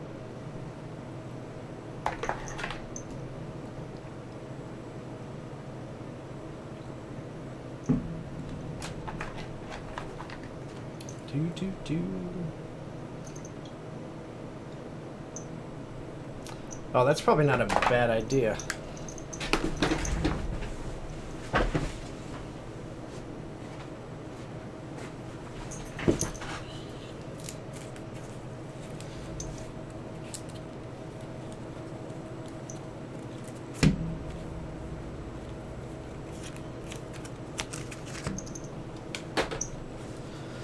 Yeah, not a bad idea to check this deck against the physical deck. So there's 9 cards. 1, 2, 3, 4, 5, 6, 7, 8, 9. Devoured Grounds, check. Carpet of Ticks, check. Grazing Field, check. Teething, check. Vomit Pile, check. Stampede, check. Dead Antelope, check. So just Skittish and Migration. Alright, that deck is all good.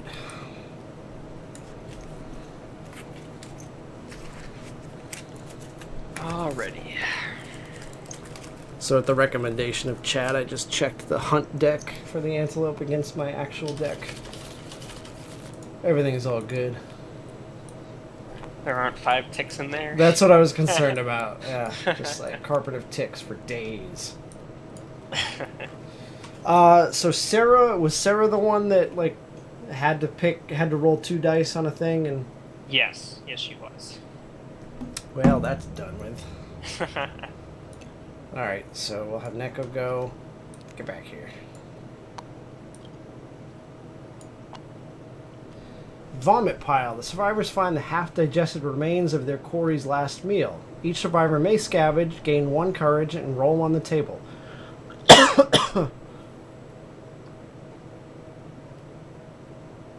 Ew.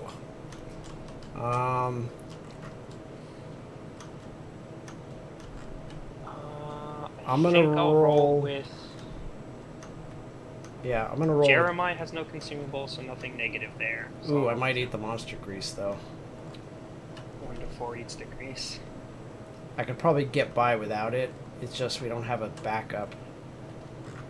So we'd have to make one.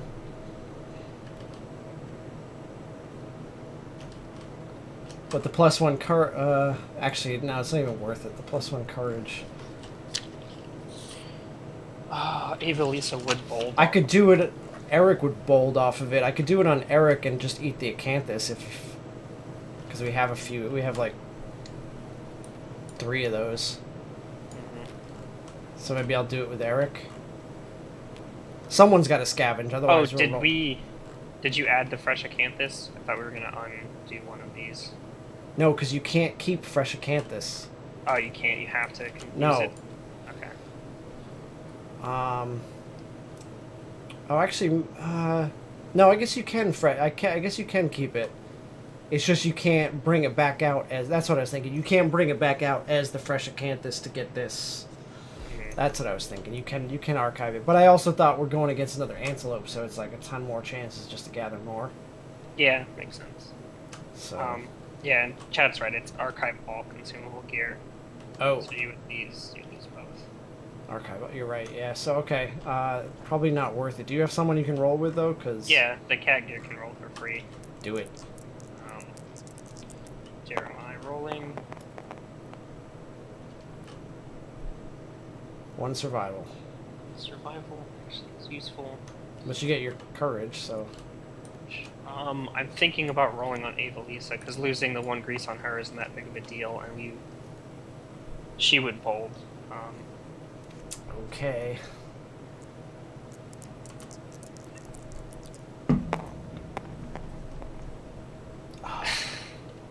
So she eats it. Gross. She doesn't eat it. She like vomits it up, I guess. Sickening. Archive all consumable gear. Yeah, I don't know why that. I guess you're just like sick and you throw it away and it makes you nauseous. Maybe. Okay, so she bolds. Okay.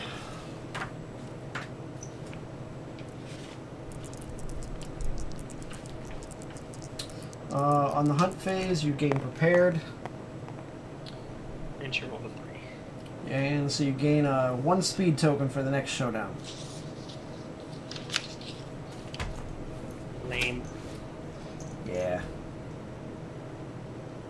biggest chance there on a 4 to 7 was 1 understanding. Huh. So, I don't know. It is what it is. You get a speed token. And So she's prepared at least. So it's almost like we have Sarah back for a round. Eric will go and roll on the table.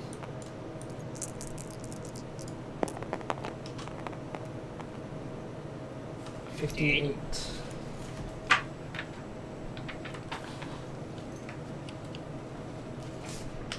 A strong wind blows, bringing with it the sense of distant places and things. The event revealer rolls on the table. Eh. Okay, I roll this.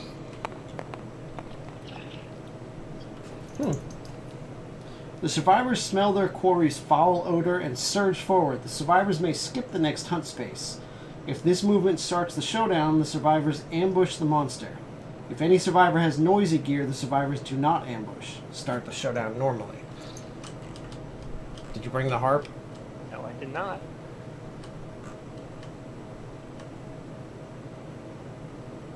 Nothing my characters have is noisy. No, me neither.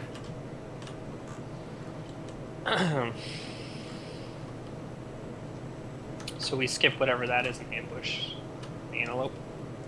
Yes, sir.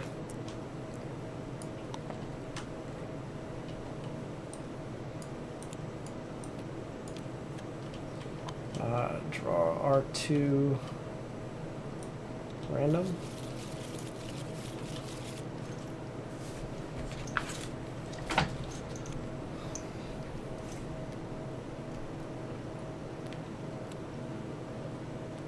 Hey, the nightmare tree. Great.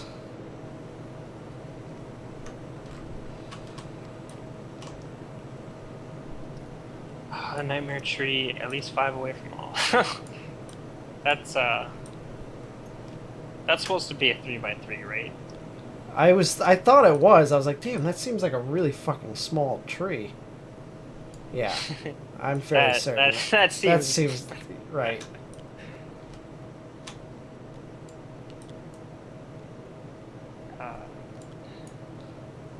Yeah, okay. Or Look how dinky it is. all the candles put on in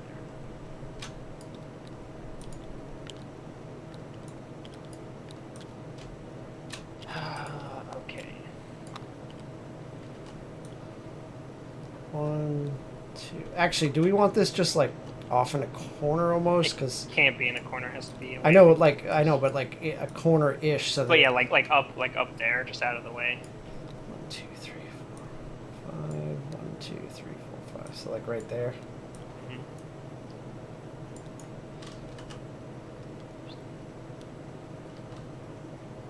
There. Yeah. Okay. What is 4? 6 spaces from all other terrain. Well, you gotta set up your acanthus first. And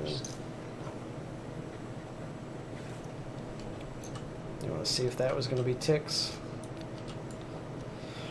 Nope, skittish. It would have moved him away 1 space.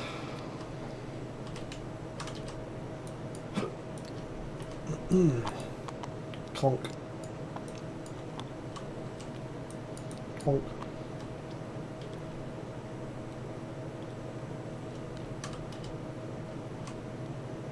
Got 3 strength. He's got 2 strength.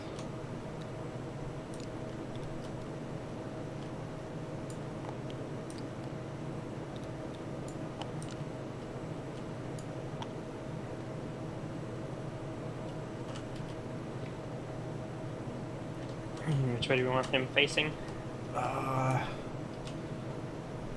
Wherever. I just got to do his deck. I forgot this part.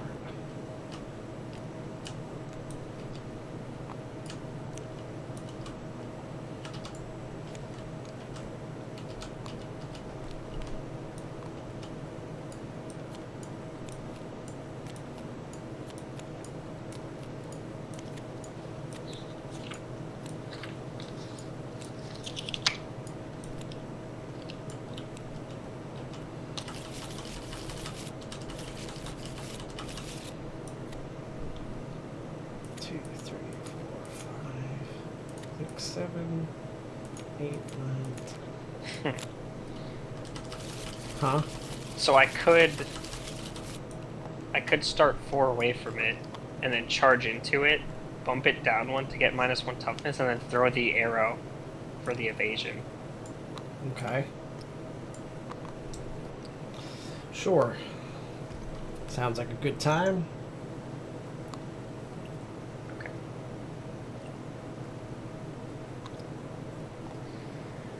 Alrighty.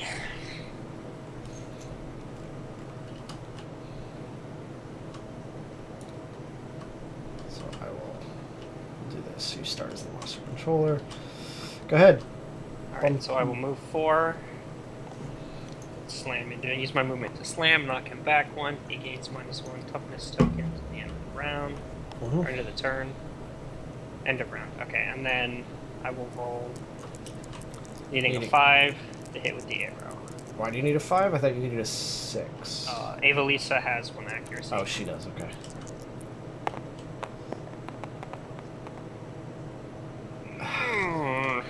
On these big dice, you really see that coming. Like as it turns, you see that one like coming up. Like, ooh.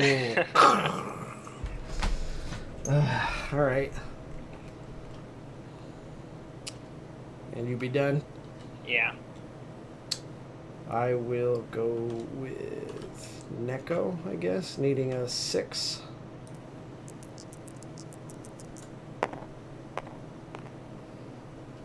So this wound. So basically on, I believe, what has he got? He's got 2. So not a 1.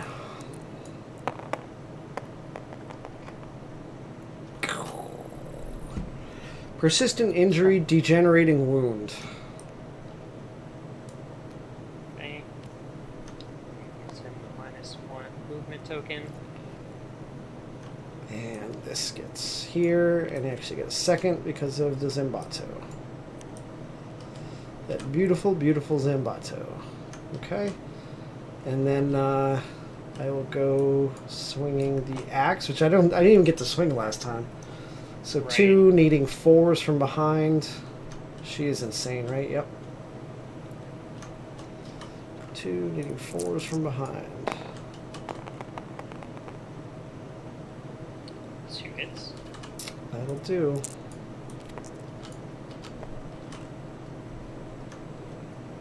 So death, whatever. Okay, so 5, basically 6, 7, 8 with her strength, so again, not a 1. Stop! It's a wound. And not a 1. No crit on that one. Oh. So just.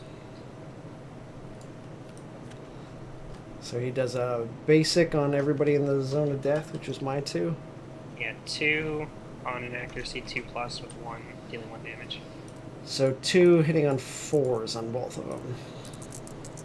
Right? Yep. So on Neko, 2 hitting on 4s. 1 hit. Just dodge it. And on Eric, 2 hitting on 4s. 1 hit. Dodged. Because why not? I have oodles of survival. Oodles, I tell you. That's a lot. Alright, go ahead and... Alright, so I will pounce in. Needing +1 accuracy and attacking from behind, needing 5. No, it doesn't need to be paired. It's just telling you that it can be paired.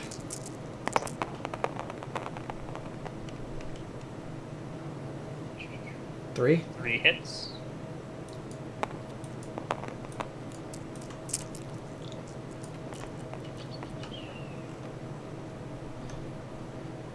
Face away.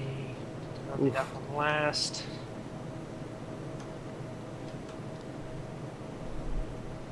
We never bring a club to this fight.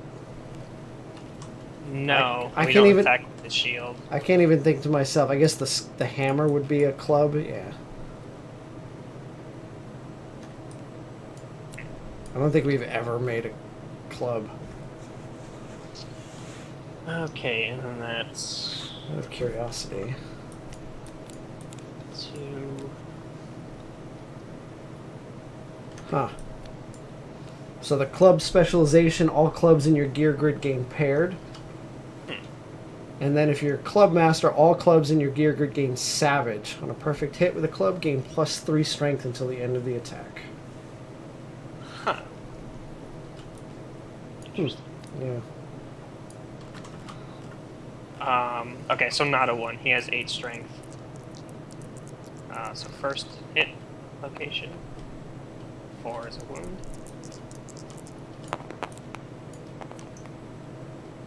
Wound.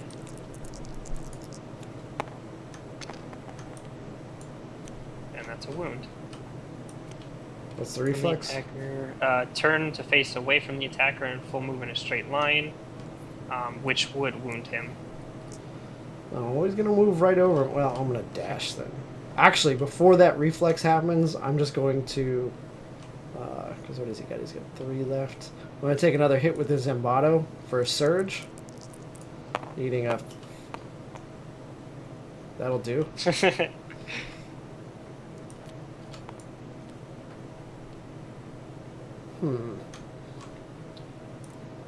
Needing not a 1.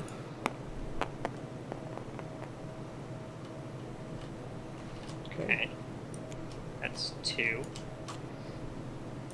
So I spent 1, so I'm going to go down to 6 so I can also dash out of the way. Now, what's the wound on this? It jumps back. Which would count as a movement. Turn So he would lose 1 from this one. Turn to face the attacker. He was already... Then without moving, move the monster 1 space directly away from the attacker. You might want to dodge. Yeah, I'm dodging with Eric. Back. just move back. So technically this is before I dodged. Or before I dashed. So he faces me, he moves 1 step back. This Which gets dealt with. Which is Since he moved, he takes his wound. Yep. And then the dash happens, and then we let So- this play out. Full move forward, which is 5.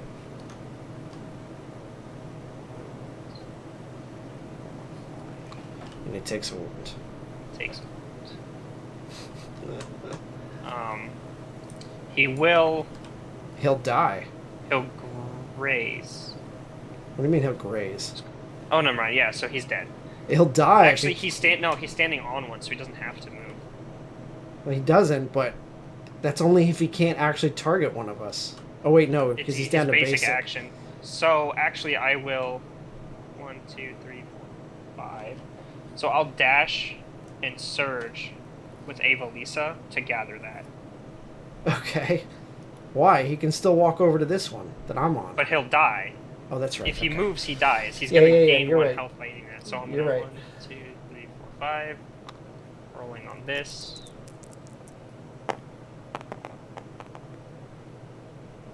Seven is +1 survival.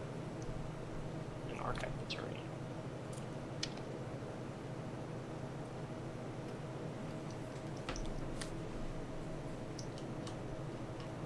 Okay, so then his turn. His turn. That goes the monster controller. He's like, hey, I'm gonna graze. Full move to the closest acanthus plant. And he's dead.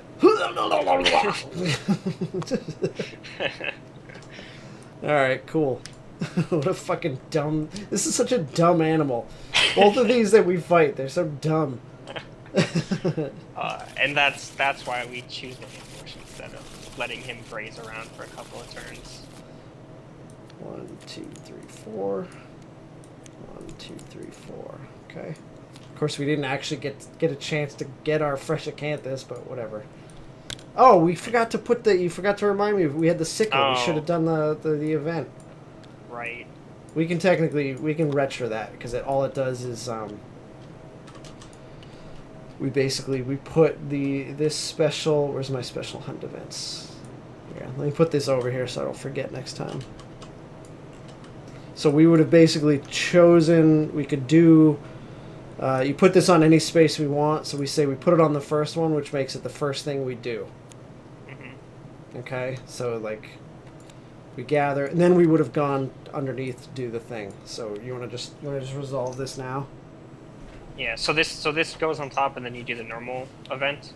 Yeah, yeah, because on a space you resolve everything in order. So we could have just put that there. So nothing else gets interrupted. It's just we just do this. Because I don't really believe that. Let me just double check the event. If there's a chance for us to like die or go in with some awful. Let's see.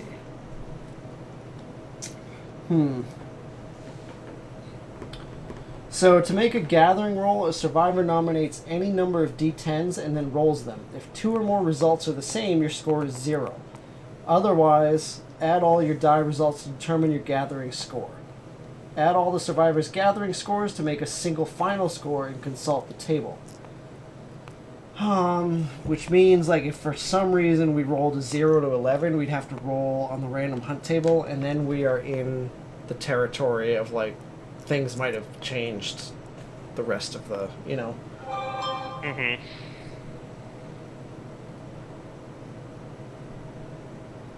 But on a 12 to 44, we get a fresh acanthus.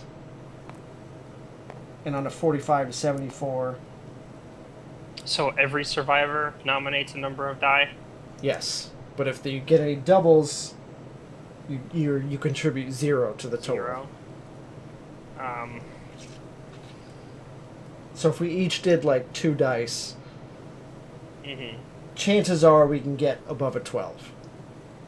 Okay. You want to give it a shot? Yeah. Okay. Alright, so this will be Annalisa's roll. This is Eric. So I contributed 3. I contributed 15, 13. So 16 thus far, and this is Neko. 0. No. Oh, you had 2 9s. Yeah, 0. And this No, one of those is a 6. It's not. 6 on the other side. And this is for Jeremiah. 17. Plus what I say, 16? 16, yeah. So gain a fresh acanthus, strange resource.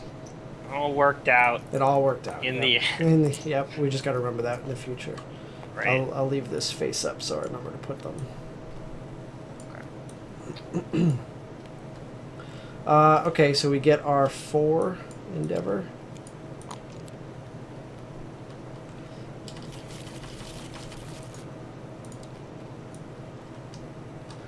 Fucking God. What?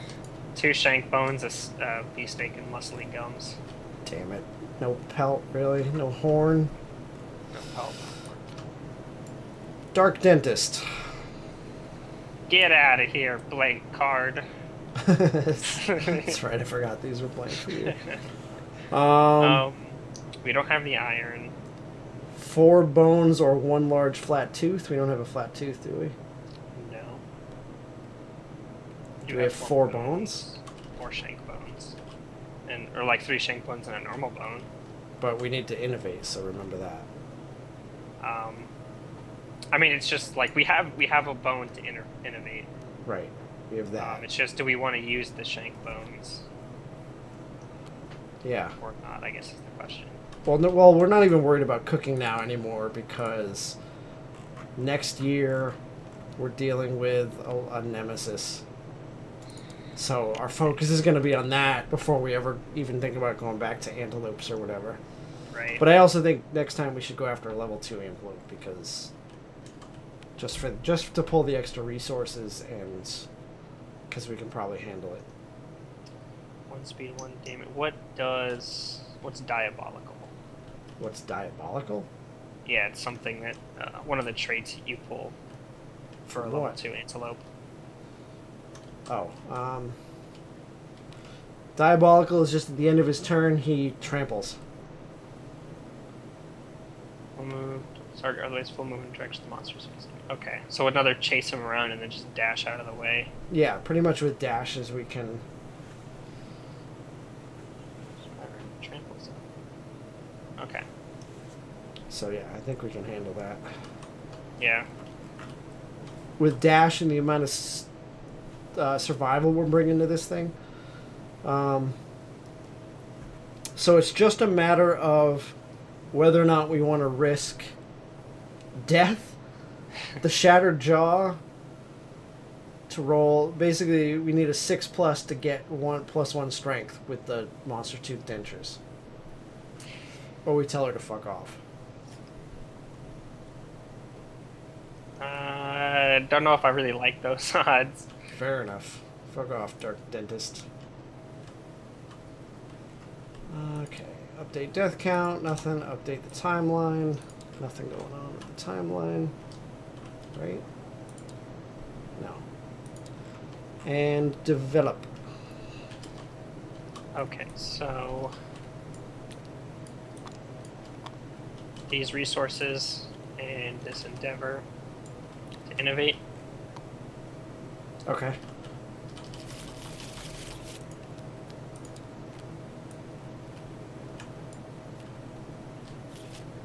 One, two. Yay, symposium.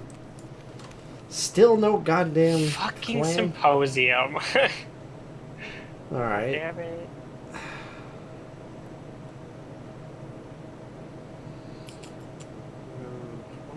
One to sort of choice. Pelvis.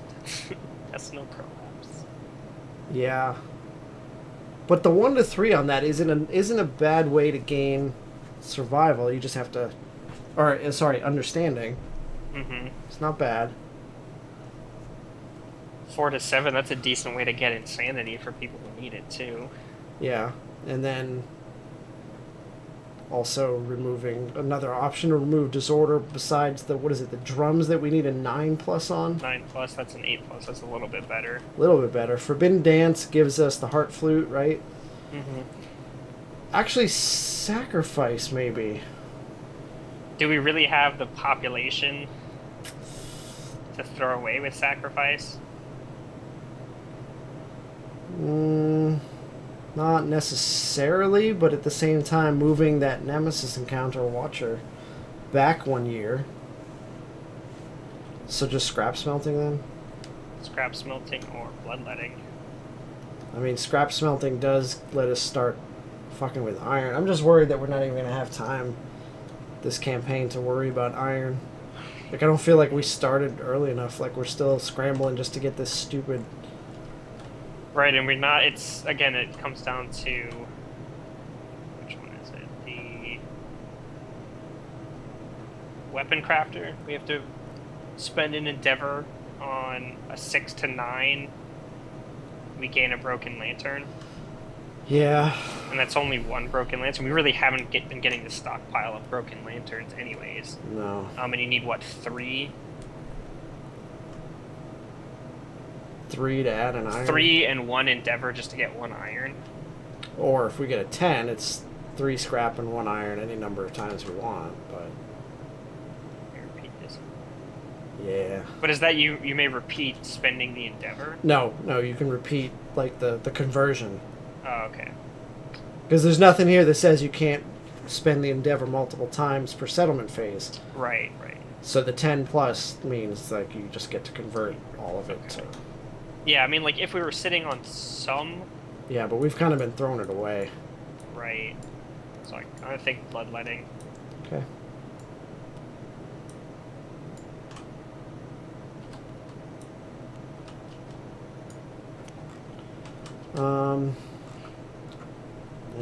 And Canthus in storage.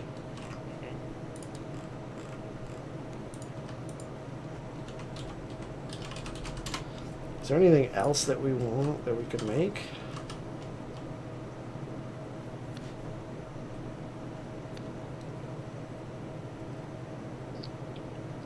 Not really.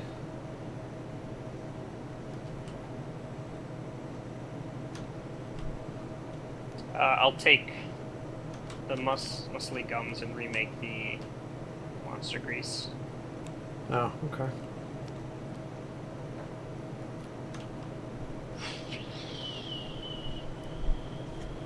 Oh, we could do the counterweighted axe now. 2 bone, a hide, and an organ. Yeah, but is that even better than the cleaver? 2 hitting on... No, the accuracy is worse and the strength is worse. So I don't see why we would do that. That was the club. Oh.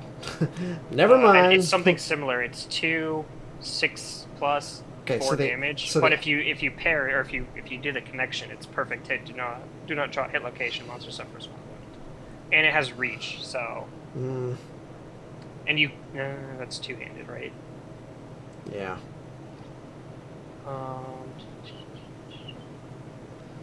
So yeah, so the accuracy is a little bit worse and the strength's a little bit worse. And all you get is like on a perfect hit. How often does that happen? Like not. Well, it's main thing is the reach. Have that reach option. I don't know. I kind of like having the better chance to hit and the better. I don't see a need for it, to be honest with you. Okay. We could. Oh, we didn't take scraps. I was gonna say we could build the blacksmith, but we didn't take scrap smelting. Don't need the scrap sword or the scrap dagger. No. Don't really need anything. We just need to survive. We need to finish out that other set and maybe get some Phoenix hunts in to get that bow. Mm-hmm. Get the bow upgrade.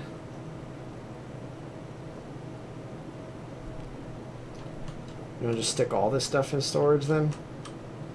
Yeah, I don't think we can do any, like, leather stuff with what we have.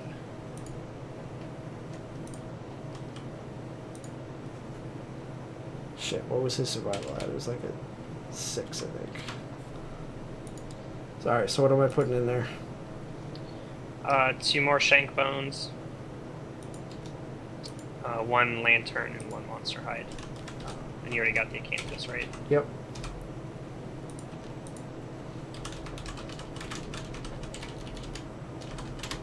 Okay.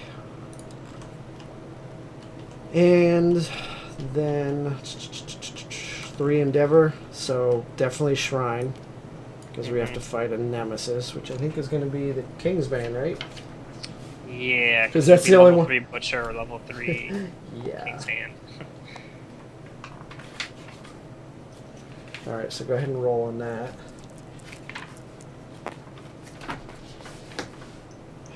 Fucking 2. Oh, When it doesn't fucking matter, I know it's it. like 4 plus. So 1 plus 1 insanity. Okay. And then perhaps just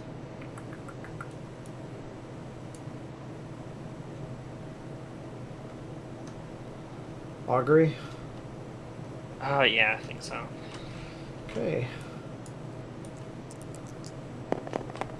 Tracy's first roll, not good enough. Second roll is good. So her and I guess Neko? Or is there any are there any proficiencies that we want to pass on?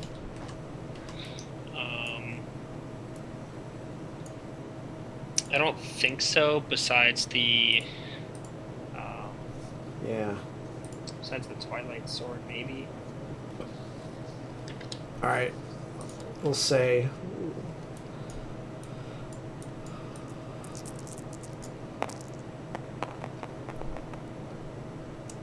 oh, thank God. Woo! That was almost really bad. Okay, so 9 is twins.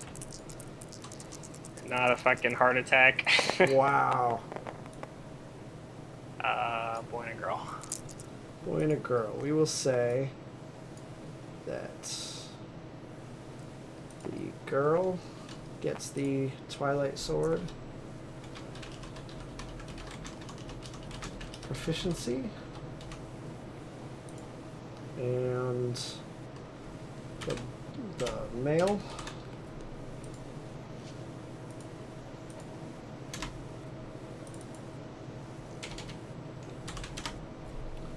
Gets 1 grand weapon proficiency. Yay.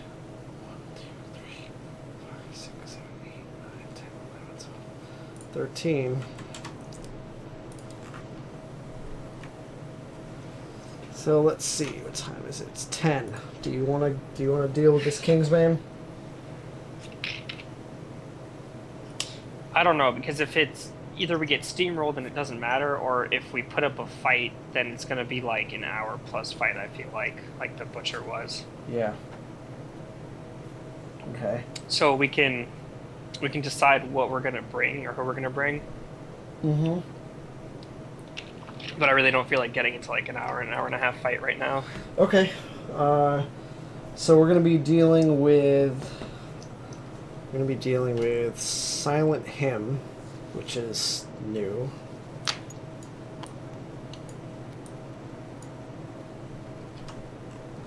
Boy, it'd be nice if... Okay. This. Oh, there we go. At the start of the survivor's turn, all survivors gain -1 movement token. If a survivor's movement is reduced to 0, they suffer a random brain trauma. Remove all tokens that survivor gained from Silent Hymn. Rebel. At any time, a survivor may spend all their survivor to remove all tokens gained from Silent Hymn.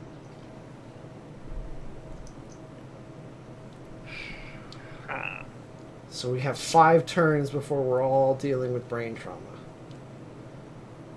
And as we get less and less mobile over time. On top of that, we are dealing with 15 wounds at 15 toughness. Meaning that pretty much only in his weak spot, this being the -4 toughness, which brings him down to an 11.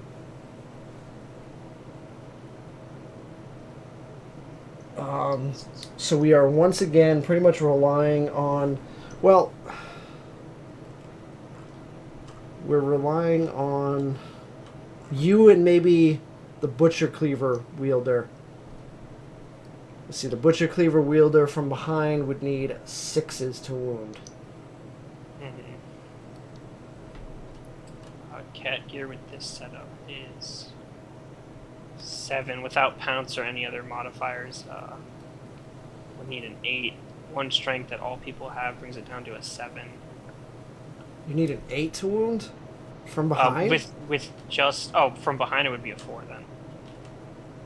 Because this is effectively 7 strength. 2 from the monster tooth and then that.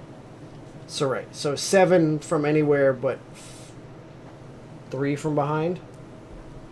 Yeah, on like a no-name character. Right. That doesn't have any strength.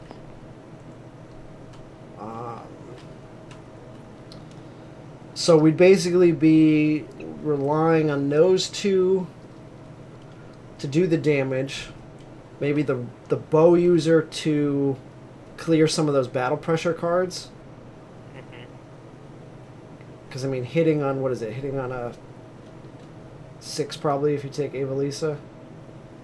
Yeah. So hoping to clear 1 to 2 of those 3 battle pressure cards.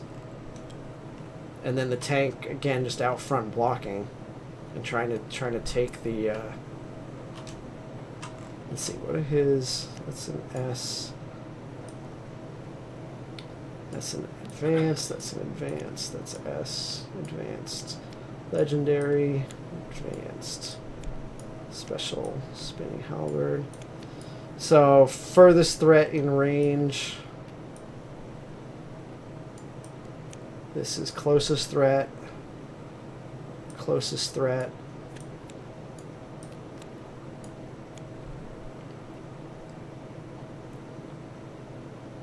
His basic action that he's going to do every round is his survivor in his blind spot, which is right where you fucking want to be.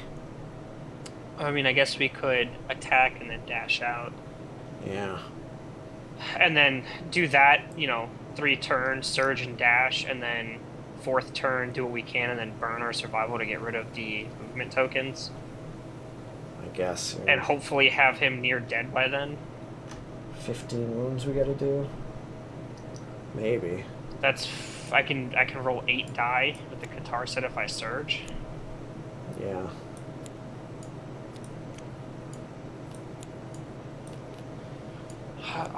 But with dash, at least that's manageable. Most of this, at least, is closest threat, field of view, in range. So, ideally, I could absorb most of the hits with the tank. Some of them are going to get spread around. There's nothing we can do about that. The only problem is the starting action with the bash and the knockback. Yeah. Do it, rolling 4, hitting on 3 to 5, dealing 4 damage each. I mean, he's definitely going to be putting out a fuck ton of damage. Yeah. Okay. Movement 6. So it's really just like it's like a matter of, like we have like 3 turns maybe to burn him down. Yeah. I'm just wondering if I should just put Evelisa on the cat gear set with her extra strength and her accuracy. Maybe. And then I put could a no-name on the bow, because all I'd be doing with the bow is fishing, right? Fishing for. Yeah. And then I could not take the shield, or not take the Dried Acanthus and take a frenzy drink, so that towards that end I could burn all my survival to remove tokens and then start stacking up extra, at least an extra speed and strength on this cleaver. Just wondering if you can, with the dagger and the paint, because we could draw some of those cards, but then you would be giving up like the shield and the Acanthus. He is weak to daggers, though.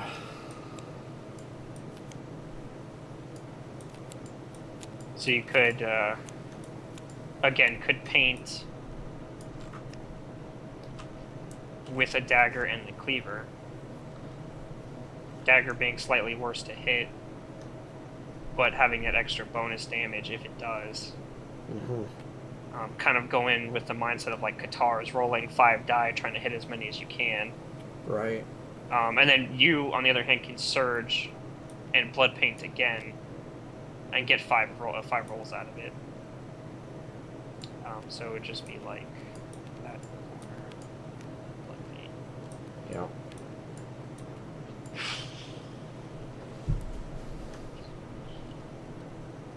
Could then just give the bow user the shield. Yeah, I guess. I mean, I think we would have to go in with the mentality of all or nothing, big damage or go home, because it's not like we can survive like a knockdown, drag out. Not with the amount of damage he's going to be doing. Mm-hmm. Like anytime we get into position, we just need to just go at him and try and just destroy him. That's the only thing I can think to do. Yeah. I'm debating between the harp or the shield. Does he even have any moods? He has, I thought he had a couple of moods.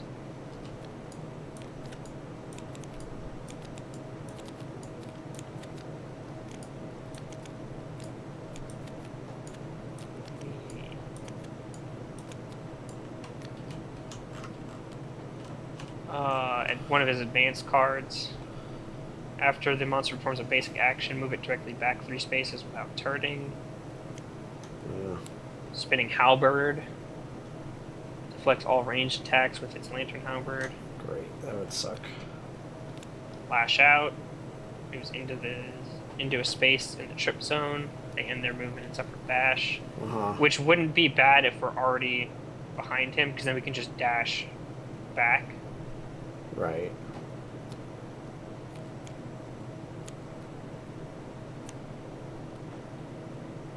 So those 3. It would honestly just be if we pulled the ranged aura. Yeah. Because then that would ruin our plan of trying to draw the top 3 battle momentums. Or battle pressure, whatever the hell it's called.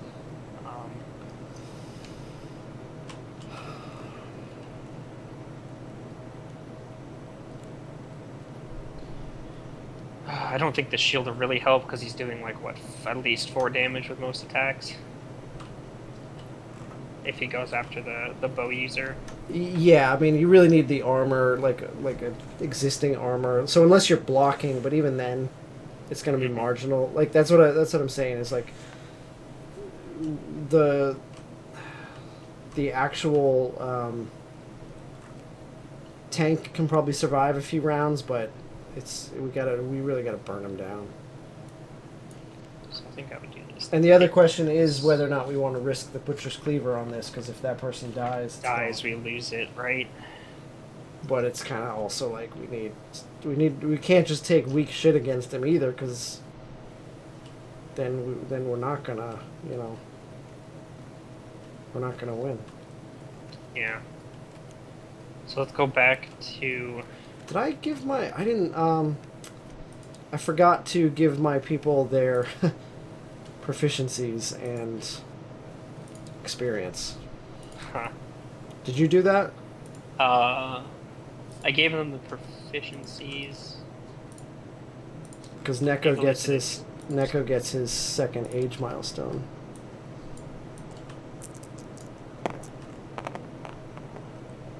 And rolls a 16.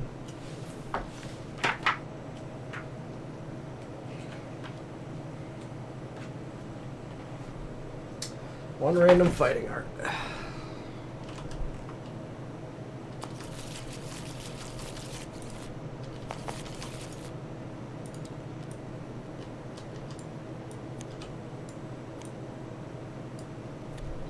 Unconscious fighter. It takes 7 bleeding tokens to kill you. Well, that's not bad on the tank.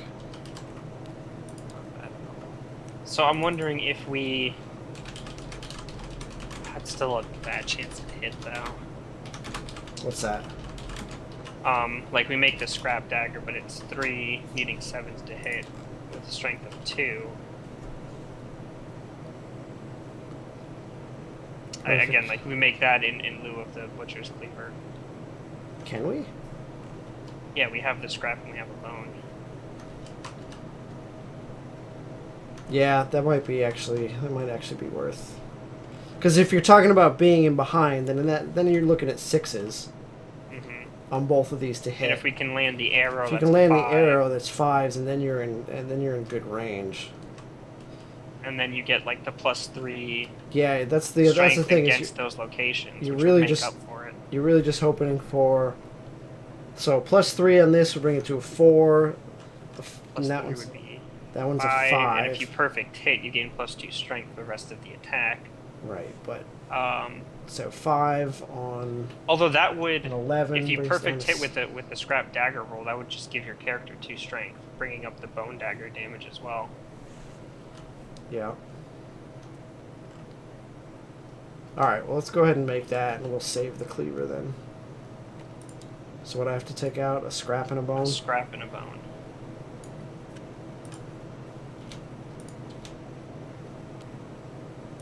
Just one of the shank bones, I guess. Yeah, I guess. Where'd my cleaver go? I put it up here. Fine.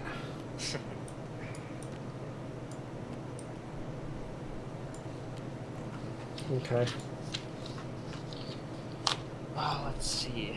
Ava Lisa on this cat set would have 5 effective strength. Brings that up to an 8, brings it to an 11. So I would need 4s not from behind with Ava Lisa on the cat gear set. Yeah. Okay. Pretty much just so not a 1 if I attack from the blind spot. Actually, if I took if I took Eric, he's got 3 strength on him, which would put these daggers in like serious damage range. If I decided to risk Eric. So what is it? -4 from his blind spot? Yeah. So basically, he goes from a 15 to an 11 in his blind spot, which is really where we have to be attempting. So that So would you'd have 5 and 4 effective strength, so 6 and 7s without drawing the special locations. That's not terrible when you're rolling 6 die. yeah.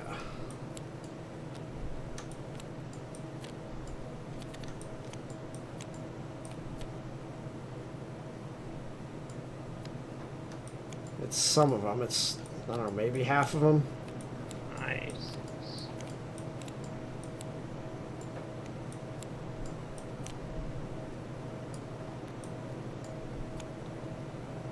This is like, that's the only nasty thing, is if we draw this trap. Yes. Yeah, that could kill. That could probably. Well, it's basically probably going to be an auto. Severe is basically what it's going to be. Mhm. Where is his other battle pressure card? Did did he not duplicate? Oh, almost put that in the picture one. So we need two more. Stupid. I'm gonna have to go through this guy's deck tomorrow, or before, like at some point before we play, to make sure that he's actually got all the right cards in here, and we're not fucking ourselves over. 2, 3. He made sure to give us 4 Battle Temple cards. Yeah. Whatever.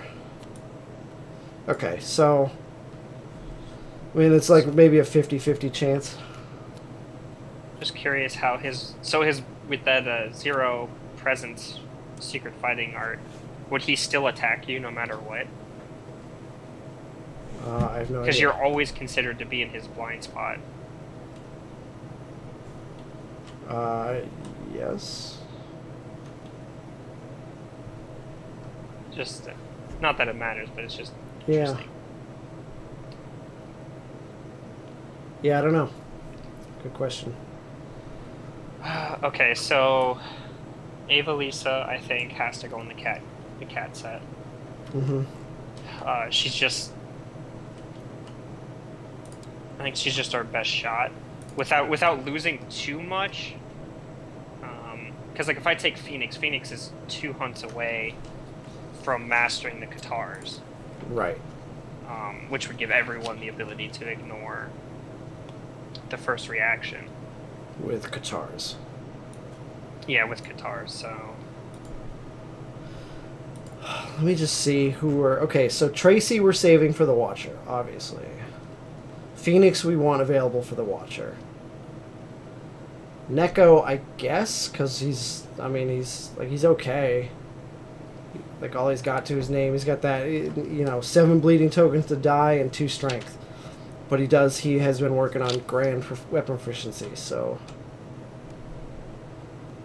And I'm just wondering if we take a no name on the bow, because Jeremiah does have the 3 weapon proficiency now after that hunt. With the so he Katar, wouldn't be Katar proficiency. So he wouldn't be in a bad spot if he died, or like he kind of sucked to lose him versus one of the no name like twins or something. Mm-hmm. So I might take a no name then. You can even take the no-name male with 1 strength.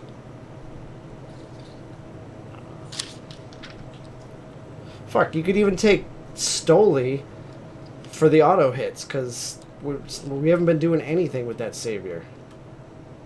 Right. Try and get her... She has 1. She has 2. Oh yeah, plus. So that's 2 auto hits with the bow, which is 2 guaranteed battle pressure cards removed. It might. Do we still have 3 organs in the bag? It might be worth making the fucking red charm then. We have 2 stakes, a bladder, and organ. So we have 1 4. stake, the bladder, and the organ. And you want to just make that charm? Make the charm that gives her 3, so she's guaranteed to pull all There you go. battle pressure. Yep. And you gave her the +1 strength from her 1 age milestone, right? So she should have a little extra strength too. Not that she'll necessarily be actually. Well, yeah. I don't think I actually touched. Well, she's got a. Yeah, you got her. Yeah. She has last man standing, so there's that. Oh, good. And then what does the milestone give her? It would Birth of a Savior. It should give her 1 strength as a red savior. So I think she should have. She should have 3. She should have 3. Yeah. Why? Because we are berserkers, so all current and newborn survivors gain +1 strength. Well, we're barbaric, so yes. Barbaric. So I see 2 there. Why does she have 3? Because I haven't touched her seat, so unless you have. She's only been on 1 hunt. Right, so it would be the 1 from her milestone, and the 1 from her, for being a savior is what I would have added. So she has 2. Right, and then which means we have to add barbaric. No, what? You All current and newborn survivors gain +1 permanent strength. Right, so that's 1. And 2 But from her I haven't added it. 1 from her savior age milestone, and then 1 for her age milestone. No, maybe no, because she has last man standing. Yeah, she probably rolled that on her age milestone. She's got 2. She's all got set. 2. Okay, I don't know. I haven't touched her, so unless you added it. No, we took her on 1 hunt. You played her, and that was it, I think. So anyway, so bring her on the bow. We'll just leave her. We'll just leave her at 2. Okay, so I'll bring her on the bow. So there's the battle pressure cards taken care of. Nobody has to worry about trying to fuck around with the king step.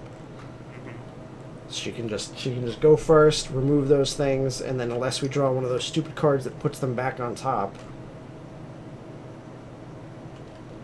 And then I will take, what did I say? I said I'd take Eric for that strength. And then, so what I was getting at was whether or not we want to risk Neko, or we should probably save him, right? I think save him. He's at what, like 3 or 4 grand weapon now? He's at 4 grand weapon, so 4 more.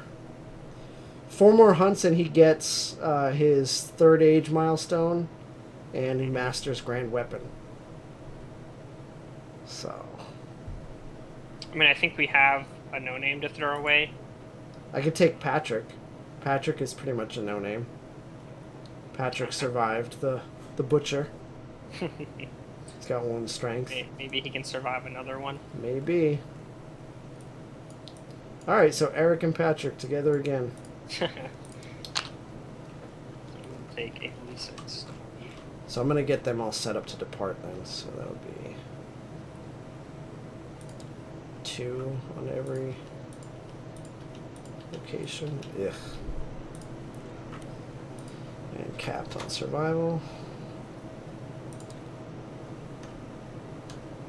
And he gets 2 insanity. I always forget to give the insanity from the leather helmet. 2 survival.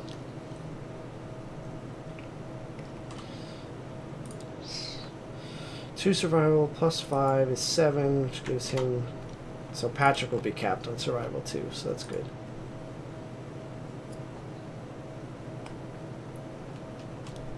Okay, so I think we're all set to. Let me just go. Why? Josiah, the 1 strength is barbaric. Why? Where else would he have 1 extra strength from? That's his barbaric strength. He hasn't hit a milestone, so he wouldn't have gotten extra strength from that. That's his birth strength.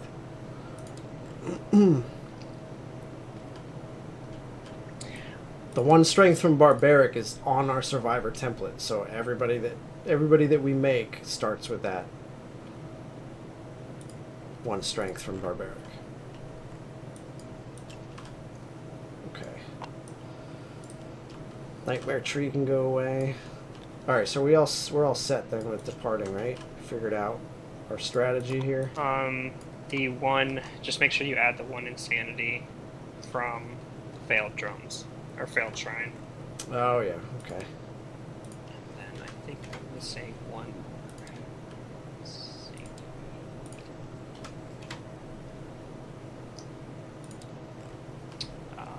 Yes. So 7. Was Patrick? Patrick wasn't born with strength, was he? No, Patrick wasn't born with strength. Eric was born with 1 strength.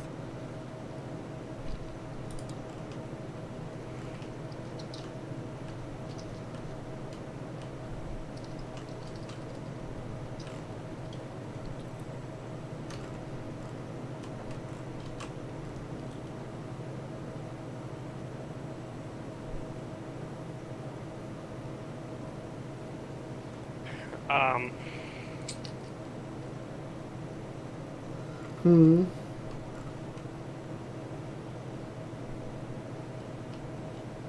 Turn your wheel on. We just did 20. No. This is 19. This is 19. Okay. Well, Yeah, so we if we take everyone on the next hunts, we can get everyone maxed out. Well, maybe. Because at least Phoenix can. Because Phoenix goes on the next one at 20, skips 21, can go on 22, and that's mastered. We're also gonna have. I mean, we have this. But then at Lanternier 23, we have a Nemesis encounter. And 24 is empty, so Yeah. that's 4. So unless we end up getting that thing and pushing the Watcher back, we could also maybe do that. We'll see. We could sacrifice somebody to push the Watcher back. I said at the beginning of the night I was going to save off and in case this thing crashed, and I didn't fucking save it once. Still can't believe these cards are black. Well, maybe next time when we load in. So, alright. We all done for tonight then? Yeah, I'm all set up. I have my sheets ready to go. Have Stoli on the tablet. Alright, man. Right. So I think it'll probably be for me, what day is today? Tuesday? So probably Thursday or Friday for me. Friday definitely, I think. I can definitely play Friday. I'll have to see if I can play Thursday or not. Okay, well, Alright. so I'll just plan for Friday unless you know you're free on Thursday. Sounds good. Alright, have a good night. You too.